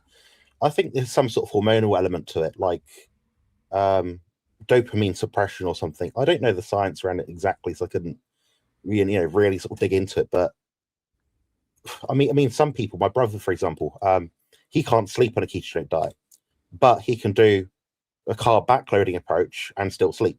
Mhm. Maybe that suppresses cortisol a bit at night. Maybe his dopamine levels here, and it just doesn't want to shift in that carnivore ketogenic state. I don't know, but for me, it makes me feel manic if I add in. I think for me, 30 grams of carbs a day is about as much as I really tolerate comfortably, without having some sort of mental health or like inflammatory kind of thing that I notice, if that makes sense. Right. It's not to say like I can have, like over Christmas, I had probably 2 or 3 off-plan meals. Over each day, 150 grams of carbs. That was enough to have enough carbs in a meal to say, I've eaten a normal, traditional meal with my family. Yeah. And I'm quite happy with that. And I'll pay the price the next day. Then the day after that, get back on it. Then I'm good to go. Yeah. So it's it's like sometimes you just have to enjoy your life as well. And it's a story I tell all the time. Even when I was more carnivore, on the carnivore end of things, there would be times where my wife would say, hey, it's Saturday night. We don't have kids. Let's make it a date night. So you know what would sound great with that freaking ribeye? A freaking sweet potato. And I would reply with, you know what? That does sound good. With ketchup. And we would, well, that's disgusting. But but if it works for you, please continue to do it. I can't tolerate tomatoes, but yeah. So, I would have the sweet potato with my steak, and I would wake up the next morning, and guess what? I was exactly the same weight I was the night before. I felt just as well as I felt the night before. I performed just as well. There was no ill effects whatsoever. But if somebody were to tell me, hey, you know what? I had a sweet potato last night with dinner and it just completely wrecked me, I'd say, well, then don't do that. It wasn't right for you. So if you're wanting to add some carbohydrate back in your diet, let's experiment with a couple other things. I've never had anyone who got ill effects from rice. Not yet. Not a single person. I've probably converted, and not by me saying to do it, but my online have come to me. I've had 12 now do carb cycling, and I did the numbers for them. And it's been weeks and weeks and weeks and weeks that these people have been doing it, from back when I was in contest prep all the way up to now. And not a single of the 12 have said they don't like it better. Not a single one. And all of them are getting good results. They're still dropping body fat. They're maintaining and building muscle. Their performance in many cases have improved. And I still have a shitload of clients who are on strict carnivore, and they're doing great. So again, the common theme here is, damn it, keep doing what works best for you. But if you start to feel like it's not optimized, or there are some diminishing returns, work with a competent coach. Doesn't have to be me, doesn't have to be you. It could be anybody that they trust, and go through the paces of determining if something slightly different or an altercation might work better for you. And then do that, So it is what it is. Yeah. I've crunched some numbers recently, so I'm actually making an ebook at the moment based out. It's kind of against my principles in a way, but it answers a lot of people's questions that I often have to answer. Basically, how do you find your carnivore diet macros? And it'll be applicable to keto and low carb as well. And that's probably a question you might have got as well in the past, like, how much protein should I have? How much fat? Basically, I'm writing this book. I'm about 40 pages in now. I anticipate it'll be about 100 pages. How to find your macros, what to look out for, how to suss it out, and exactly why no one can tell you. Yeah, so it's sure. You can't, like my people look at my diet and they'll be like, how does that work? I'm like, I don't know. I seem to do better doing an extremely high protein diet. It doesn't make sense. There's no literature to support what I do, but it keeps me satiated, it keeps me on track, keeps my inflammation down, helps me build muscle, and has helped me build muscle. So why would I change it? Then people say, oh, but the other one at the moment is there's a million and one examples. One I can think of off the top of the hat is, but Dr. Sean O'Mara says, I say, but Dr. Sean O'Mara is not a nutritionist. He's not coached a lot of people like I have. And he's also not a shredded bodybuilder. He's been on the national stage. So how is he an appeal to authority? It doesn't make sense. It's not to say I know everything. I think what we all know as a general rule of thumb is that we didn't know fuck all about nutrition really, but I'm pretty sure I have a better idea than someone whose job is to whatever he does. So for sure, yeah. I mean, working with real people in the trenches for as many years as you have, and it's been over 3 decades for me, to suggest that you're not going to learn some very valuable information in the trenches working with unique individuals over that time that would lend itself to making it possible for me to make some adjustments or to have some common baselines. I say the same thing. If somebody says that this template is all you need, don't adjust it at all, they're lying to you because they don't know. So when someone comes to me and hires me, we set a baseline of macros that I truly believe, based on their height, weight, output, performance, history, whatever, goals, I believe that this is going to get you somewhere on the target. And then we map that and we track it for a few weeks, and then we make a small adjustment, and then we track that for a few weeks and we make a small adjustment, and we keep getting closer to the target until we hit the bullseye. And then we're on the bullseye for a while until the goal might shift a little bit. Like, now it's time to get shredded, or now it's time to go back to building some more muscle. So then we're off the target a little bit again. So then we have to readjust and move closer to the target until we're there, and then we stay on target again. So you have to be willing to pivot and move and shift with these people, anyone, myself included, in order to dial it in properly, because everybody's going to be different. It doesn't matter. And not this, the same diet's not going to work for everybody. The same division of macros is not going to work for somebody. It's like back in the keto days when they were like, it has to be 70% fat, 70% fat, 70% fat. Well, I found for myself, 70% fat intake was an absolute freaking nightmare. It completely destroyed me. Not only how I felt, but it destroyed my physique, and it made me get fat, regardless of how I manipulated it. And a lot of people came to me. Fat can't make you get fat if there's no insulin present. Correct. Yeah, it's the phrase back in the day was, we got to eat fat to burn fat. Well, in many regards, that's kind of a silly statement. And what you give it. Exactly. And there's no magic macronutrient. And I would also argue, and somebody's going to DM me and call me a son of a bitch for saying this, and I'm a complete idiot, but it is a less expensive physiological process to convert fat to fat than it is to convert carbohydrate to fat. I'm sorry. Can you convert carbs to fat? Absolutely. You can wreck yourself with excess poor carbohydrate intake. You can compound that effect by having equal sources of fat and said shitty carbohydrates. You can make it even worse by those fats being trans fat, shitty fats, processed fat, industrial seed oils, and shitty carbohydrates. But properly structured, carbohydrate wants to be an energy source. It wants to refill muscle glycogen. It wants to be symbiotic with fluid, and it wants to produce high intensity muscular contractions. It does. Now, taken in excess, what isn't used is going to be converted to stored body fat, especially in the presence of high fat. But it is a more expensive physiological process for that conversion to occur. And somebody's going to disagree with that and tell me I'm wrong, whatever. But I've got enough, boots on the ground experience to suggest otherwise. And I'm not saying this to like be Mr. Carb guy.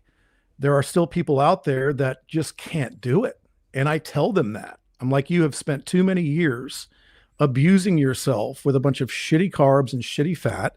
You've wrecked your endocrine system. You've wrecked your ability to properly have functioning pancreas, and you've secreted way too much insulin for way too long.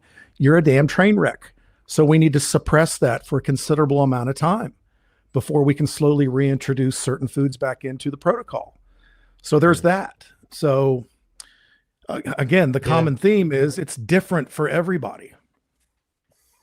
Yeah, I think I'm going to touch on this point in a second, but I just want to put something on the screen.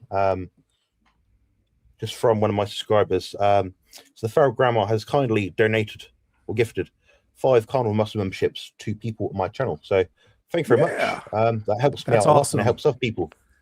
And So they've I now got have to access say, my stuff. the Feral Grandma might be the best name I've ever seen. That's phenomenal. She's very cool. Yeah, really nice lady. One of the nicest people I've ever met. And sometimes I watch her live streams late at night, and I'm like, it's like having a family member who you're just observing and talking in the background. You know, like a wholesome person. You know. Yeah, appreciate that. She's obviously a very generous, good human being. That's awesome. Absolutely. Yeah, about that point. So, like, yeah, I mean, I get behind what you said completely about, you know, when you can combine fat and carbohydrates together, you'll get fatter quicker. And we know this because if I eat a Mars bar versus I eat chicken and rice or chicken and butter, it's harder for me to get fat eating that. There's so many angles we can take on this. I mean, there's a hormonal aspect. There's the thyroid hormone output aspect, inflammation aspect. There's a water weight gain from carbs aspect. All these things are hard to calculate, but the best way to sort of suss it out is to try it yourself. And I'd certainly agree. You know, you mix carbohydrates and fats together, you're doomed.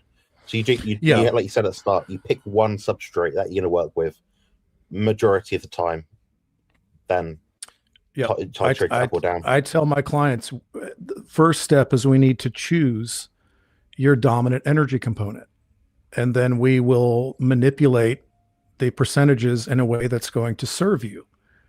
Because if you have two dominant competing energy sources present at the same time, it's a disaster. You know, and back to Bart. Bart does a phenomenal job of illustrating that. And I learned a lot from him in that regard. And so, yeah, those two together are a nightmare. That's why I would argue every top level competitive physique competitor bodybuilder, 99% have chosen their energy component. And in that realm, it's usually carbohydrate, but they have their fat lower. And then there are some in the carnivore community, the ketogenic community. There's a big segment of endurance athletes that are using ketogenic and carnivore diets to great advantage. They also have chosen their dominant energy component. And I would also argue it's probably easier for endurance athletes to utilize energy from fat than it is for a strength-based athlete. It just is. It's a bigger storage pool. You think, sorry, I don't mean to interrupt, but like you got an endurance athlete. They're running around 5 hours straight. Okay, their glycogen loss is going to be huge. Now, me and you doing our 40-minute gym workouts, we're not burning through, 3,000 grams of carbs. Maybe a few hundred grams. I don't know, something like that. So it's, I think there's more of a case for, it's a lot easier to argue for a keto or carnivore approach for a long distance athlete scientifically than for a bodybuilder for short distance. Yeah, like an endurance athlete that is well conditioned can go out on a 10-mile run and maintain zone 2 the entire time, so they can slowly utilize fat as their primary energy source. But if you get somebody like you or I that are doing a 40-minute super high intensity strength training session, I've just noticed myself personally and clients that, we seem to get a greater burn rate using carbohydrates and glycogen for that immediate high energy contraction fuel. Of course, you can train hard on a carnivore diet. We see it all the time. But I think in the broad strokes of the conversation, it would probably be better suited for your longer distance endurance athlete. And that's really what brought the ketogenic diet into the mainstream. You had some of these ultra endurance athletes, these ultra runners, back when that was just becoming a thing, that were touting the benefits of being able to go forever on very low carb and higher fat, because not only could they slowly utilize the fat as almost like a slow IV drip, but their bodies also held a wealth of usable energy in terms of just stored body fat that they could also utilize by keeping their output more of that lower intensity, longer duration, where it's going to be a little bit tougher to adapt to, using that higher intensity, short duration kind of activity. So not that it can't be done, but in terms of just the broad strokes of it, I think it's going to be more beneficial for that long-term endurance athlete, like long distance endurance athlete. Which is like why I can go do a 2-hour ruck at zone 2, fasted, and do just fine. But I'm not going to get the same level of performance if I'm out doing sprint intervals, fasted. It's completely night and day for me and many others. Yeah, I mean, I think, I almost think the only reason sometimes why I can get away with my workouts, the intensity that I put into them, is because my protein intake is ridiculously high. Yeah, so maybe that's freeing up the muscle glycogen aspect. For sure. Yeah, but gluconeogenesis is a thing. Yeah. And it's like, and I think that's a fantastic point, because people talk about, when people bring up the argument, well, you don't need 1 gram of exogenous carbohydrate to sustain life. That's true. It doesn't mean it's optimal. Clearly, because of gluconeogenesis, we know that the body still requires it and wants it. So it has a defense mechanism process called gluconeogenesis, glucose, neo meaning new glucose, to supply the body for the demands of the necessary amount of glucose that it needs.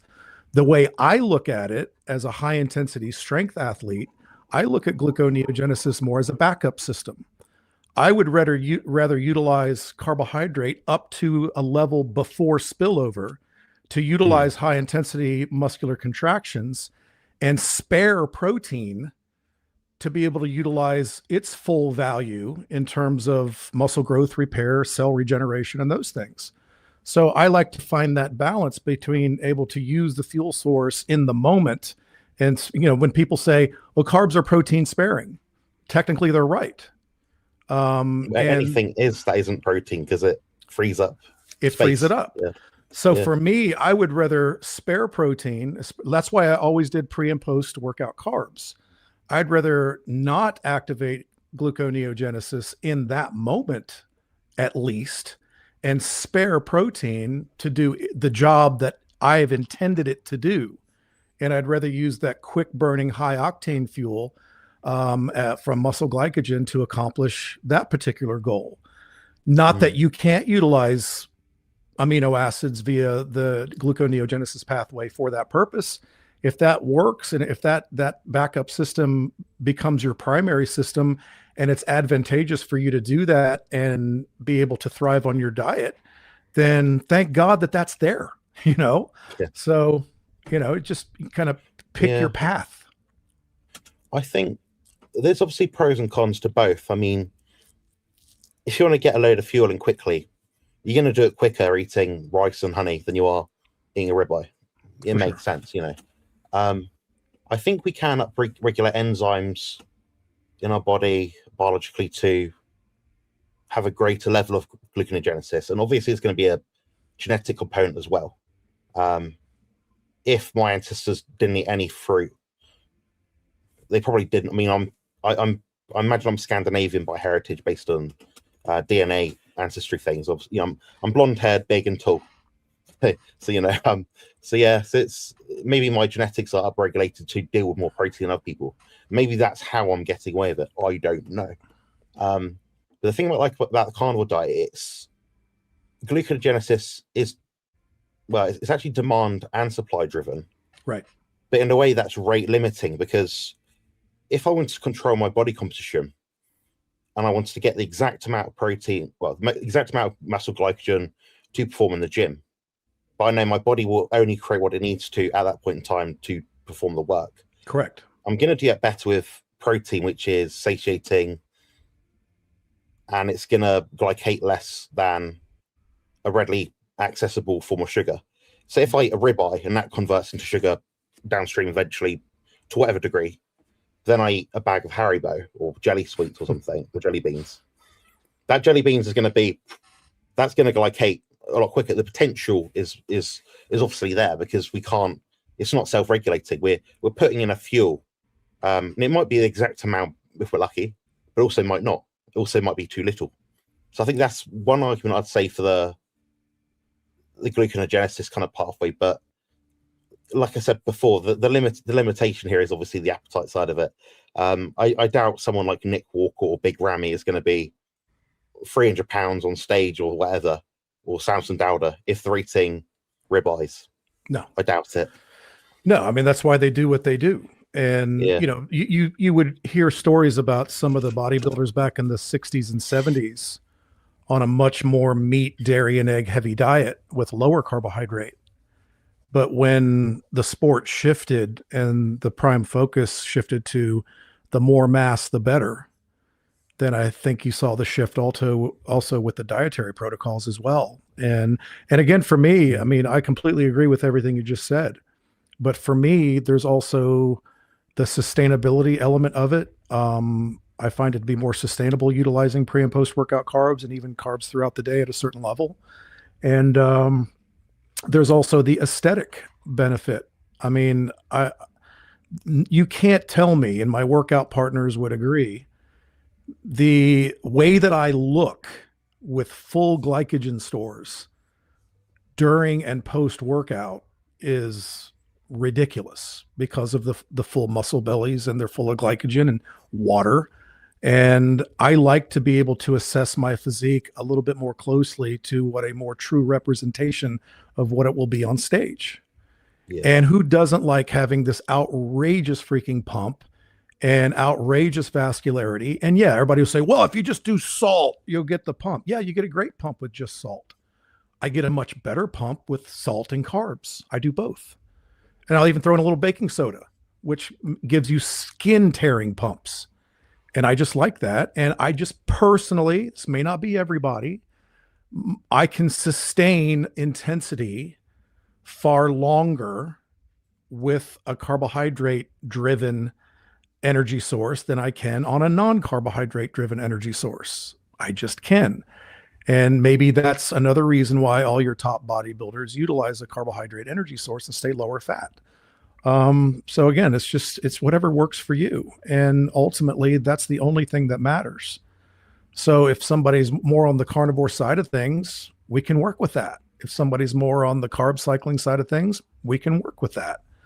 You know, everybody's welcome to play in our sandbox. We can all get along.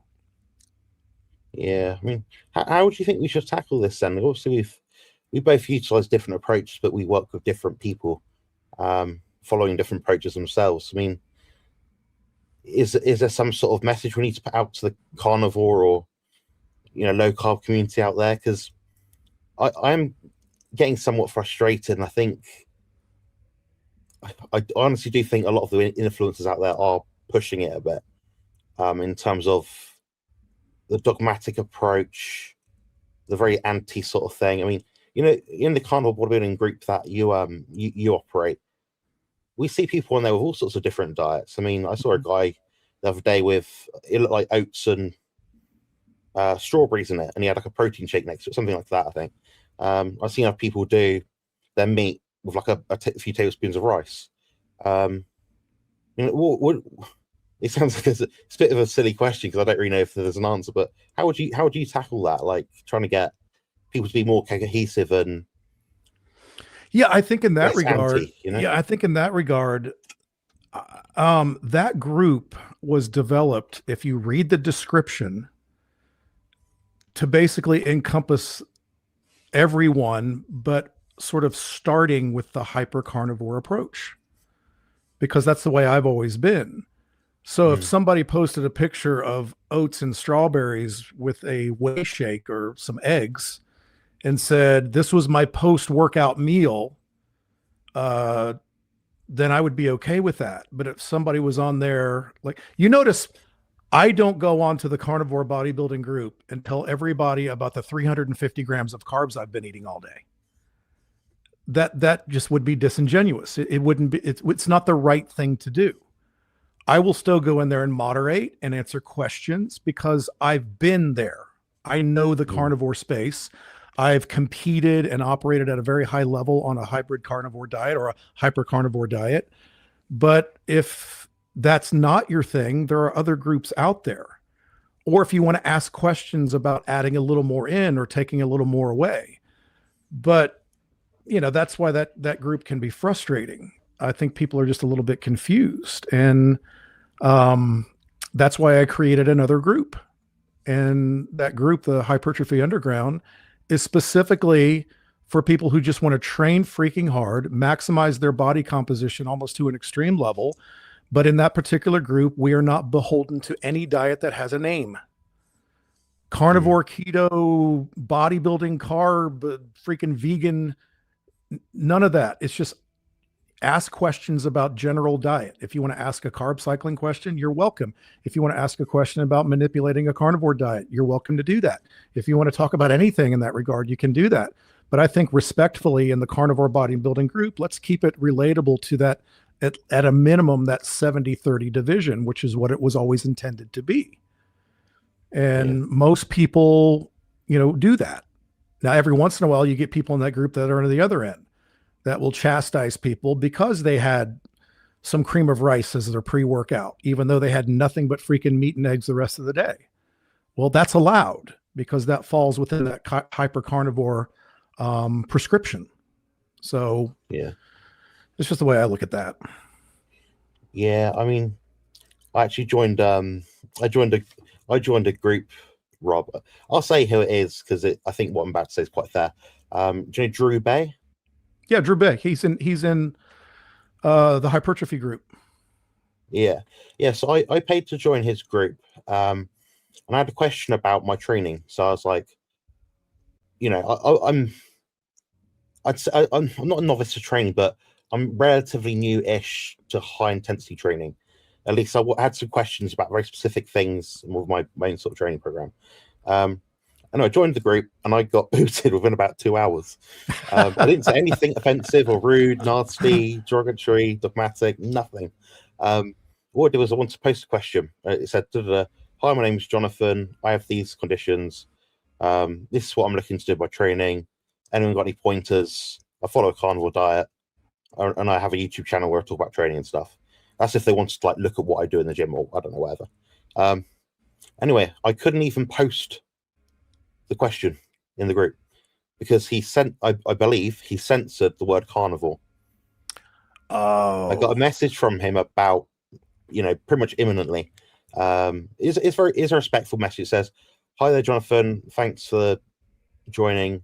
I don't know if I don't want to promote that sort of diet, blah, blah, blah.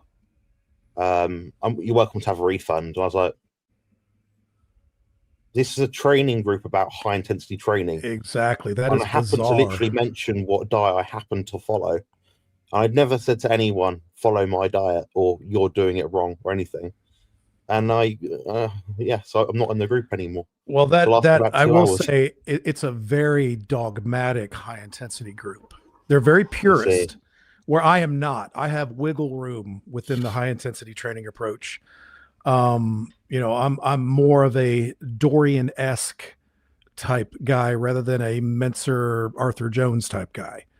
I think that's sad because I think if it's a group specifically about high intensity training, who gives two shits or otherwise how you're choosing to fuel that activity? I certainly wouldn't. I mean, it's ridiculous. And it's like I always say, everybody's welcome in my groups because we're all learning. And, I have a group, the Hypertrophy Underground group, a woman who is a relative beginner who's kind of new to all this was asking some very basic questions, and somebody commented some very derogatory stuff about her not being worthy to be in the group because this was a group about building muscle and blah, blah, blah. I'm like, how do you expect somebody to achieve a level of knowledge if they can't come into a group like this and learn from people who have been there? I mean, novices should be the most welcome.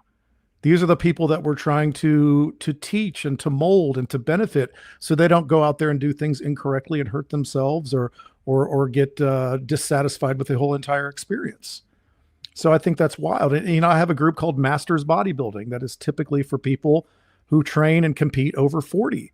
But that doesn't mean I don't want a 26-year-old in there who's trying to learn from people who have been doing this for 30 fucking years. That's only going to give him more information to build from. So I don't like this. inclusive cult kind of a thing. I mean, I just think it's ridiculous. Yeah, I mean, we had one of my ladies come up in the chat earlier, and she before how to put this. So I think she's following me, or I was following her on Instagram. I think she asked a question, or I saw her training. Something was going wrong, and I could see what was going wrong. And I said to her, in a polite way, oh, this is what I think you should be doing. Here's some tips, whatever. And we probably came across the wrong way because I'm autistic as fuck. But anyway, so I sort of said, well, I'll prove this. I'll coach you for a month, and I bet you'll get better results for it. I bet. I'm 99% sure. Anyway, worked well, brilliant, very happy, and now she's a client, sort of thing. Okay, great. The thing is, sometimes you have to give people grace in a sense. Sometimes I assume people don't know anything or know very little, then sort of give them a bit of advice here and there. And what I found was when I looked at her training footage, it's actually a lot better than most people I know have been training for 30 plus years. And that's because of her health issues. She is so on it, so adamant, so meticulous of her workouts. When people say, "Oh, you're a scientific trainer, you're meticulous, you're part of the science-based," this sort of memes nowadays. It's like, no, she's science-based, but she also works fucking hard. You watch her training footage, and she's after it. She'll do a review on Instagram. Hi guys, said I'm a workout. This went well. This didn't went well. I was a bit annoyed because I couldn't try as hard as I wanted this one. Mm-hmm. On this fucking arsehole in the gym took too long and it pissed me off, and all this sort of stuff. She doesn't swear, but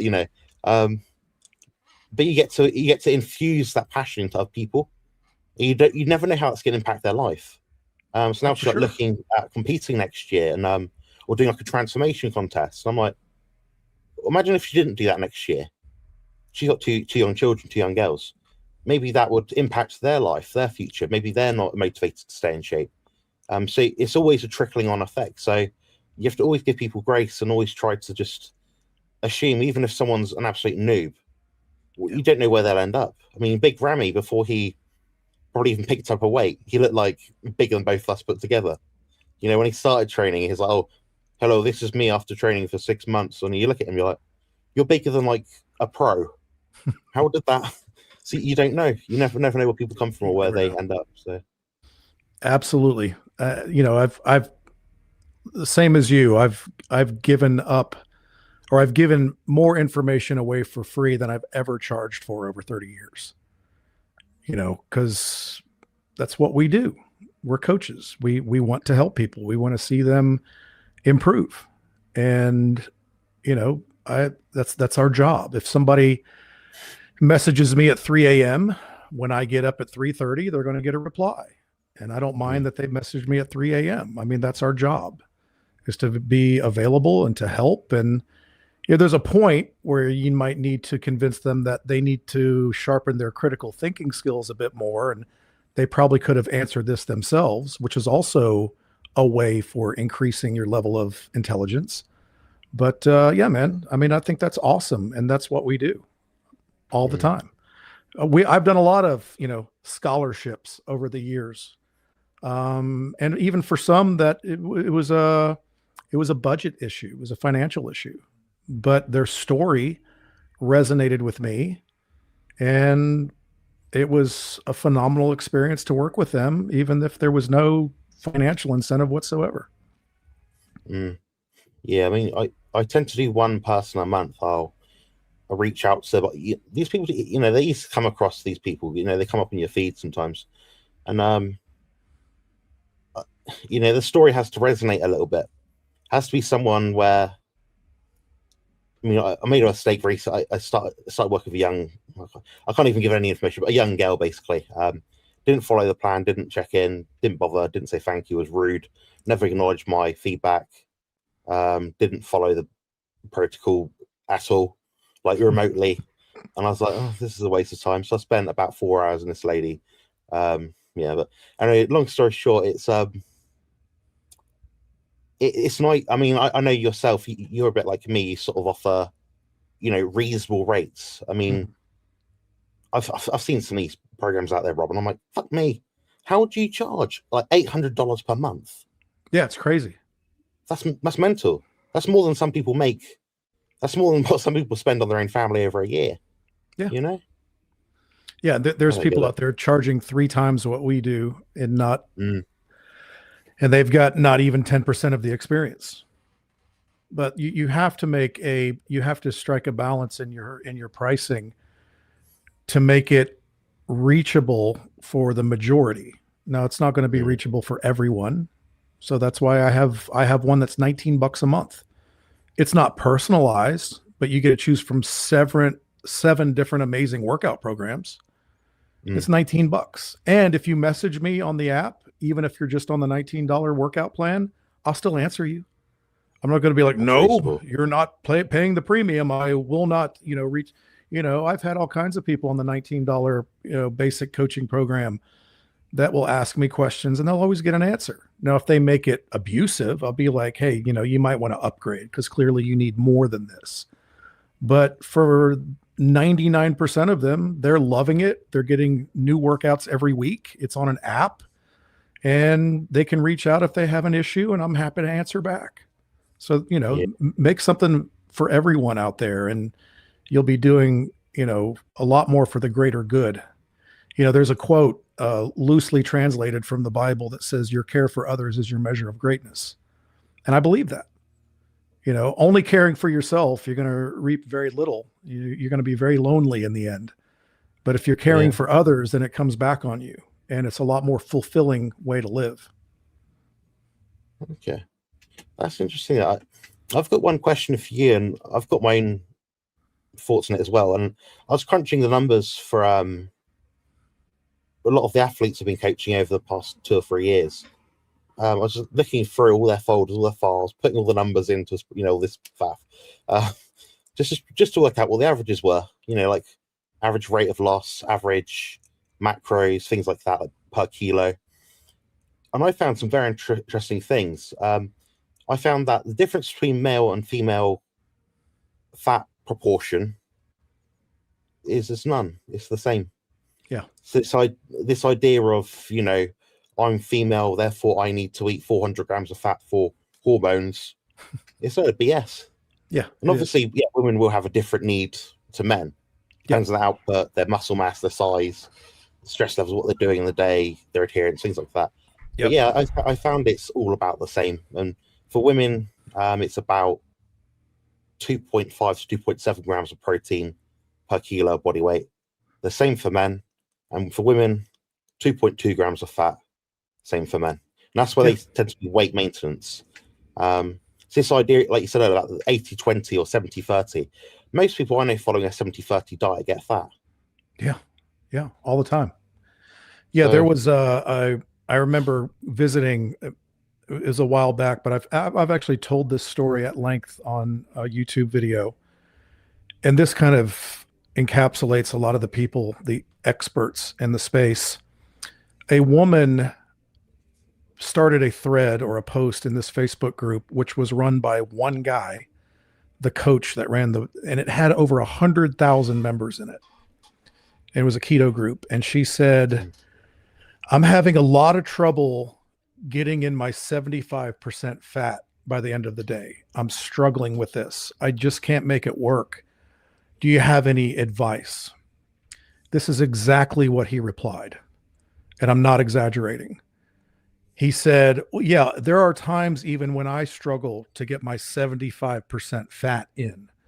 So oftentimes what I will do is right before I go to bed, I will just stand at the kitchen sink and I will unwrap a stick of butter and I will just eat the stick of butter. And if I'm still below, I'll have another one. And I almost fell out of my chair. This is the advice you're giving to this poor woman who's struggling to lose weight. You're telling her that she has to consume 75% of her calories from fat. And that if she doesn't reach that, she'll be somehow punished if she doesn't stand there and eat sticks of butter at the kitchen sink at midnight. That's a true story. I actually did a video called Don't Eat Butter at the Kitchen Sink. There are so many people out there propping themselves up as so-called nutrition experts with, pushing some named diet, giving some of the most ludicrous advice that you would ever see. And then one more real quick, and I don't mind mentioning her because I'm actually going to do a video on this. Yeah. There's a woman called the Primal Bod. She's very popular right now. Yeah, it's a very slim lady. Yeah, charges a ton of money for like this 3-month program. I've actually had 2 of her clients come switch to me and told me about it. Some of the things that she says is on point. I'll give that to her. Some of the things. But she literally did a video one time, and she said in the short, it was a reel or a short, she's like, ladies, that apple that you're eating, no good. It's just going to make you fat. In fact, if you eat half of an apple, that entire half of an apple is immediately, exact word, immediately going to convert to visceral fat on your body. That's what she said. No, it's not.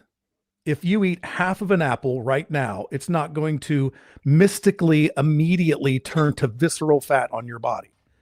She is the most fear-mongering person, and there are a lot out there, that I've ever seen. She scares the living shit out of poor, impressionable women who are struggling to lose weight. She also had this long rant about not eating carrots because carrots have been genetically modified over time, and they're not even what real carrots used to be. And my thought was, if you have some poor woman out there struggling to lose weight, and she's exercising and she's trying to make intelligent choices and putting some single ingredient whole foods in their mouth, and she's shunning sugary drinks, she's shunning fast food, hyperpalatable foods, seed oils, and you're going to tell this poor struggling woman who's probably emotional wreck at this stage that if she has a half of an apple or a fucking carrot, somehow that's going to completely derail her? I mean, if I was this woman, I'd be like, well, I freaking give up then. I can't even have a half an apple or a fucking carrot. I mean, this is what she's telling these poor, impressionable women. I mean, that's the last thing that I would say, I mean, and there are tons of these grifters out there that do nothing but fear mongering and scare the living shit out of people over half of a damn apple when they need to be really focusing on what the big picture is. And they just won't do it. And then somebody, goes online scared to death and immediately throws their credit card down and sends this person freaking $3,500. I mean, it's just ridiculous the way these people prey on people, but that's the culture we're in now. But, it will drive you insane. I'm gonna be thinking about that one all night tonight, Rob. Bloody hell. Oh, if you go to her YouTube, you'll find it. It's there.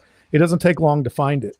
But I'm actually going to do a video on it. I've screenshotted the video, and we need to expose some of these poor people, or expose some of these people, because there are poor people out there who are just at their wits' end, confused. They don't understand.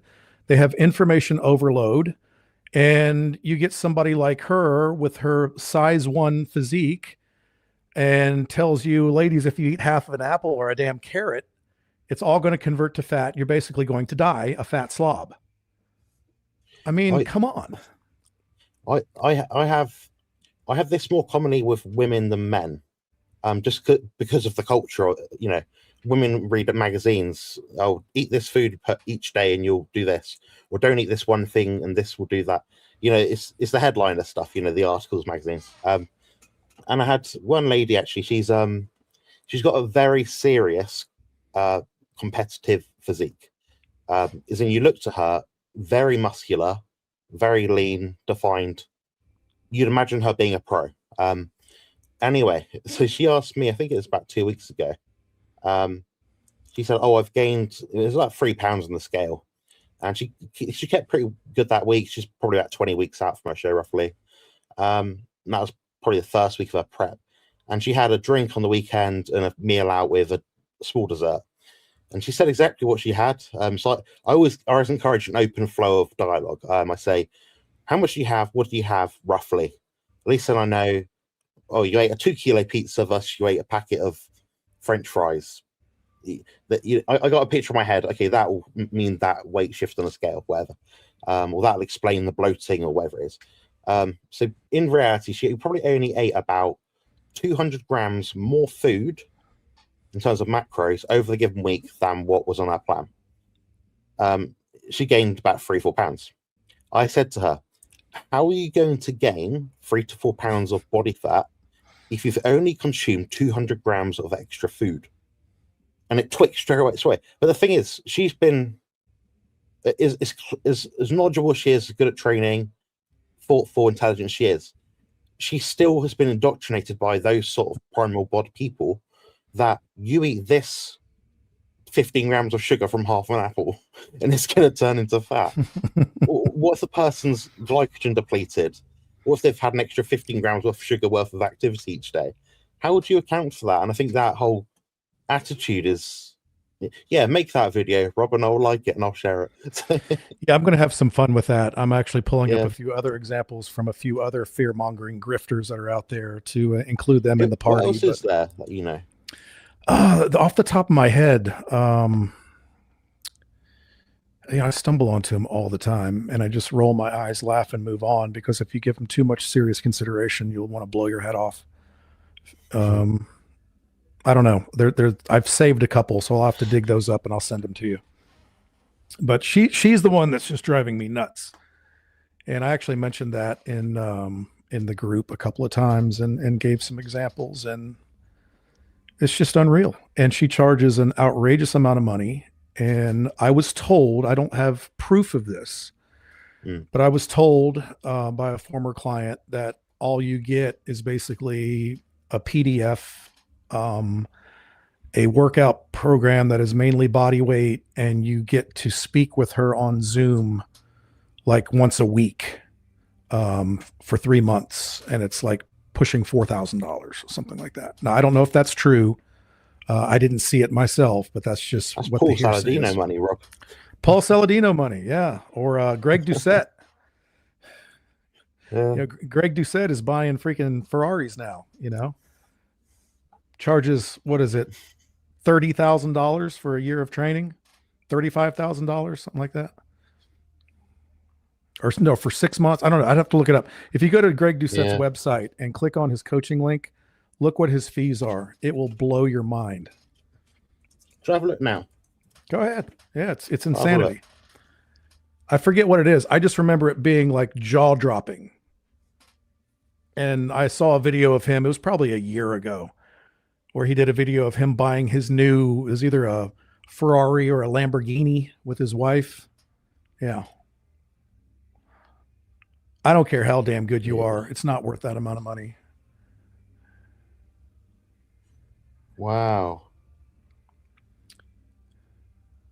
15. Oh my God. Actually, I think his prices have come down then. It used to be, there was one that was $30,000. I don't know what all you supposedly got with that. Look, a 20-minute phone call for $500. Yeah. See, I clicked on that, Rob, and I thought, oh, I'm going to click on 40. It will say like less. $750 for a 40-minute call. That's literally like 10 times more than we charge, isn't it? Probably. Yeah. I'm actually doing a sale right now where I do an hour for $79. Let's bring you up.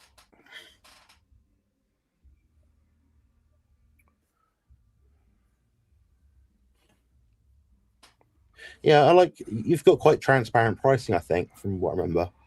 You have to use a coupon code right now for that 79. It's called, you have to enter in train 26 or no, talk 26. I'm sorry, I'm losing it.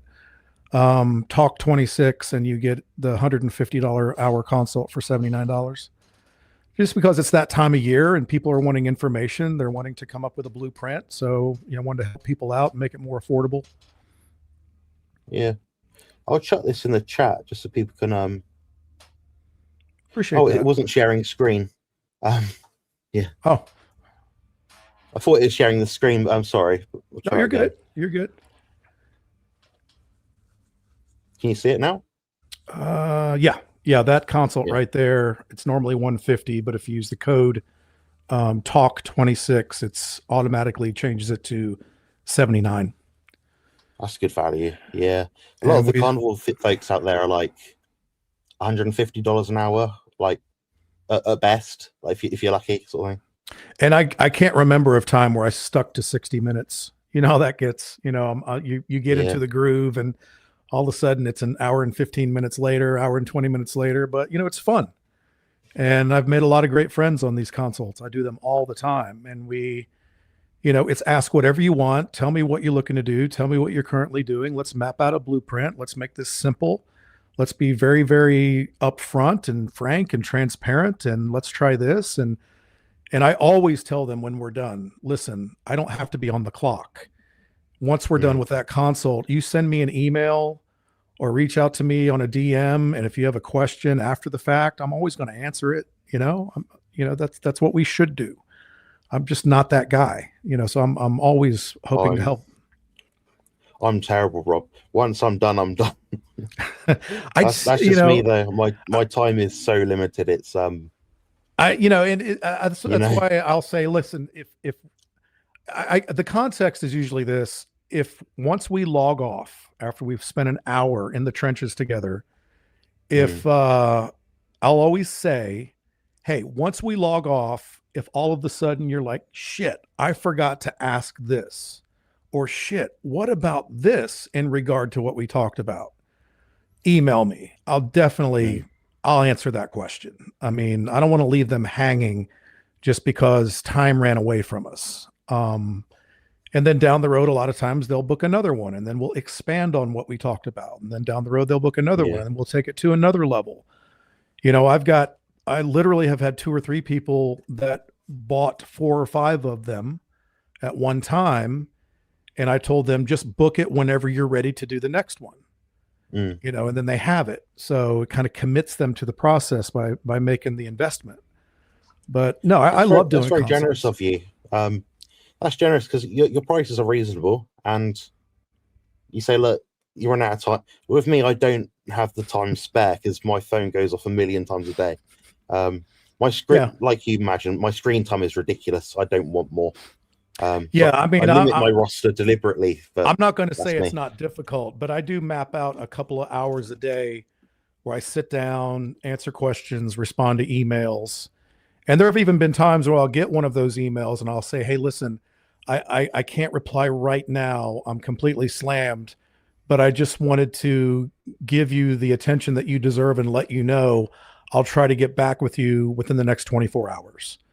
And then I'll go to my phone and put down, respond to so-and-so. And then I'll set a reminder and get back to them because, I just want to make sure that we're there. I mean, obviously, if somebody abuses it, I'll say, clearly you need another hour, but if it's just 2 or 3 follow-up questions, I'm happy to help. Yeah. I mean, I try to provide people with different options for coaching. So with some clients, I do it like a one-off coaching, a check-in. So I have someone, they just want a bit of monthly or bi-monthly guidance, like, oh, this has happened, this is my training, what do you think? How's my logbook looking? How's the technique looking? And I'll just go through all their stuff. And I think the value is tremendous. It's like, I think it works out like $40. And I'll go through their training footage, their notes, their intake, the check-in, the progress photos. I'll give them a proper response, like a, sure. proper written. There's no sort of like, oh, yeah, increase fat 10 grams, cut out this, add supplement, have a good day. There's none of that. No, it's always written out properly. I'll tell them when they book the consult, as they're booking the consult, that there's a place where they can include to add anything they want to make sure that I'm aware of. They can attach files if they want to. They can send me blood work if they want to, whatever. So I have a little bit more ammunition. And then usually the night before the consult, I'll kind of glance over what they previously sent and have it in my head so I have a more clear understanding of who that person is, which makes the whole experience a little better. So yeah, I always enjoy my consults. Like you, I just hope they book in for the right amount of time. If it's hi Jonathan, I want to start a contest in 2 months, I booked in for half an hour. Not gonna cut it. Not gonna cut it. I'm sorry. I usually message them before and say, we can do half an hour, but to be honest, I might get 5 questions answered, so you might miss out basically. I always do an hour. I found any less than that, it's wasting both of our time. But I can get through a lot in an hour, and then I'll tell them, hey, listen, like, especially if we're setting some baseline macros, I'll tell them, listen, I'm being very clear with you. I'm not giving you an exact formula because that doesn't exist. We're talking to each other for the first time over Zoom, but based on the information that you've given me, provided that it's very accurate and for the most part truthful, we can, like I said before, we can get somewhere on the target. And then I want you to apply this to your very best ability. And then perhaps in 4 to 6 weeks, book another one and we'll talk about the results, challenges, how it played out for you. And then we can, quickly touch on some adjustments that we might make based on what you've accomplished over that 4 to 6 weeks. Because that's what it takes. You're not going to just give somebody some plan, they apply it and they miraculously turn into, Brad Pitt and Fight Club, Yeah. Yeah. It's an ongoing process. And I think sometimes for a lot of people I work with, it's steering them away from like that primal bod, only half an apple kind of thing. Like I sort of say to people, look, your goal is to gain this much muscle mass. Realistically, best case scenario, you might gain about this much. Yeah. Then they might not speak to me again. But at least I told them the truth. Yeah, it's like when a woman says, I don't want to put on too much muscle. I don't want to get bulky. I'm like, number one, you won't. Number two, if you're an unenhanced average female lifting really hard and doing everything right with your nutrition, that woman would be blessed to put on 4 to 7 pounds in a year. Yeah. So make sure you get every ounce that you possibly can, because it's not what you think it's going to be. I mean, that's just, being a female. And if they do everything right, it might be 5 to 7 pounds. If just genetically that's not them, it may be 3 or 4 pounds. But, if you're holding 4 pounds of lean muscle in your hands, and then you think about distributing that equally over your female body, and then subsequently removing another 10, 15 pounds or whatever of body fat, that swap is going to look amazing. You're going to be very blessed and very, feel very fortunate with that result. And even guys, I mean, when an IFBB pro, reaches their pro status, and they're like, well, the judges told me I need to put on a little bit more mass. And then you find out the following year, they put on 3 pounds or 5 pounds, and they're thrilled with that. Because to put on much more for most of these people, I mean, they're already close to their damn limit. That's usually what it ends up being, somewhere in that 3 to 5, 5 to 7 pounds. And that's only for the absolute genetically super blessed, or they might have to do so much damn gear that it ends up making them look like shit in the process. And, the extra weight wasn't worth it. That sounds entirely accurate. So if people are listening to this in the chat and they're thinking, I weigh this much and I want to gain this much, just bear in mind we're talking like maybe half a pound a month at best. Yeah. And that's doing your best. Like, you're not missing meals. You're not sort of sat there at night on TikTok at 4 a.m. You're doing everything right. And obviously, like you said, like eating half an apple or going to bed an hour later, it's not going to break the bank. But the more times you reinforce a bad habit, the more likely it is to keep occurring. Yep. So, I mean, my goal this off season is to gain 3 kilos of muscle. So between, last stage presence and next one, 3 kilos of muscle. Where am I going to gain that? Well, probably the same places I always tend to gain it, which is going to be my strong points. But that's why we manipulate our training, reducing volume. We do all these different things as bodybuilders to sort of eke out the most out of what we need to get the best result on stage. And that's just been my experience. But I think we'll do one more. Yeah, we've got one more question, which is related to sleep, actually. Yeah, because it's time for me to eat. I'm one of those weird bodybuilders that eats every 3 hours. Yeah, I'm wasting away. I'm going to go have half an apple as soon as we're done. Yeah, I do. I do 3 to 4 meals a day. Usually 4. I do 4 to 5. When I'm in prep, it's always 5. I think with prep, you have that food focus a lot more. So it's almost you'd almost always rather have a bit something to look forward to in a way. But my satiety doesn't really go. I don't really get poor satiety in prep. So protein's so high, but I do get all the low energy symptoms, But yeah, it's not really until about 4 weeks out that I'm in that constant hunger mode and that I'm just food obsessed. Maybe 3 to 4 weeks out is when it starts to get shitty, because it's such a slow titration downward if properly done that I don't really reach it until those last few weeks. For me, it's my face starts to get sucked in the last 2 to 3 weeks. Yeah, for sure. That's when I start to I walk downstairs, then walk upstairs, and forget why I've walked in either direction. Oh yeah, I do that. Oh, for sure. Absolutely. Do that. Once I got death face and I look like Skeletor, everything goes with it. It's a lot, yeah.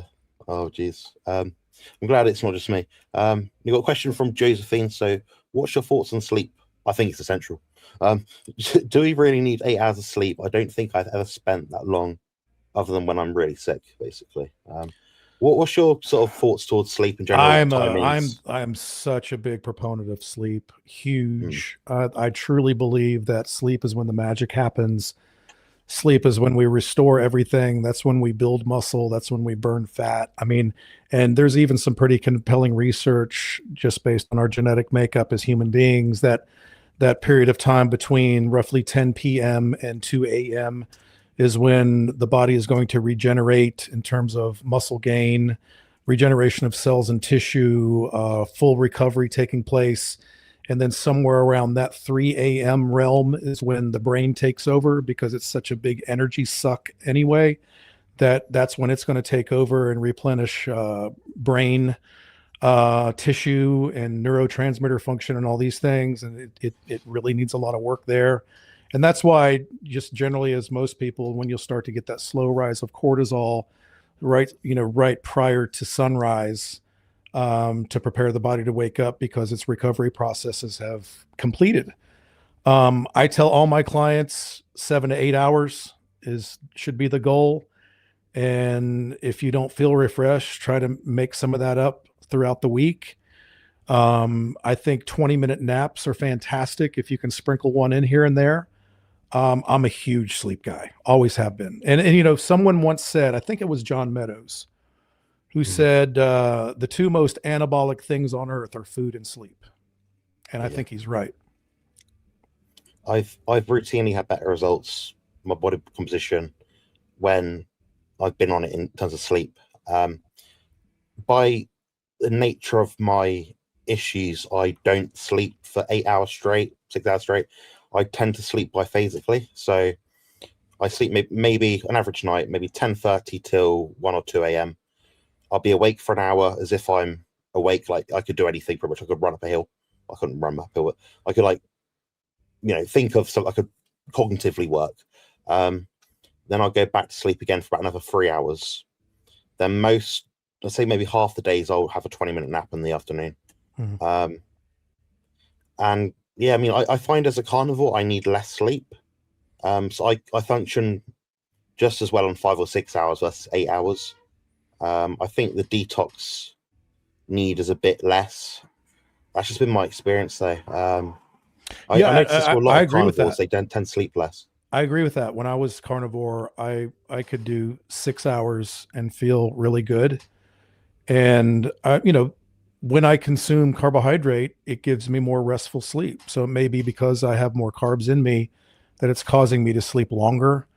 Could be the cortisol suppression. And it's something that I routinely do for my clients who can't sleep well, is I'll tell them to take in 2 tablespoons of raw honey right before they go to bed with a little bit of salt. And almost all of them always report back that did the trick. So yeah, I'm a big believer in that, but yeah, I for sure, carnivores may need a little less. I noticed that too, but for me, I always push for that 7 to 8 hours. Yeah. I think we should sleep as much as we can that our body wants. I think the problem that a lot of people have that perhaps they don't realize is, I'm tired in the afternoon, I'm going to have a cup of coffee. it's the opposite of what your body's telling you to do. I think obviously people need to work, they need to go out and do their stuff each day, and they might need to feel more energetic. But I think that's a bottleneck we should try to overcome as anyone. I think. Yeah. So I'm big on circadian health with most of my clients, and when I was crunching the numbers as well and looking at my past data, I found the ones that tend to the ones that stick in my head as being clients that had better results were always the ones that slept better, like had better routines. The worst ones were always people that had night shift work, or people that travel for work, business meetings and stuff like that. Yep, they tend to always get the shittest results. So yeah, that's been my experience as well. Yeah. All right, we're going to leave it there because Rob's having a hypoglycemic attack. Yep, I got to go get apples and carrots pronto. That's it. Yeah. All right. Well, thanks very much for watching, guys. We're going to aim to do these roughly every 2 weeks if we can, depending on our schedules. We'll do our best. And if you want to watch more, subscribe to both myself and Rob Goodwin on the screen right now. You can find both our channels using the names on the screen. Check out Rob's stuff as well. We highlighted his excellent coaching services earlier and consultations. I highly recommend booking them in. And also join the Carnivore Bodybuilding Facebook page, which you'll find us on quite a bit. So yeah, absolutely. All right, take care, guys. Thanks, guys. Appreciate it.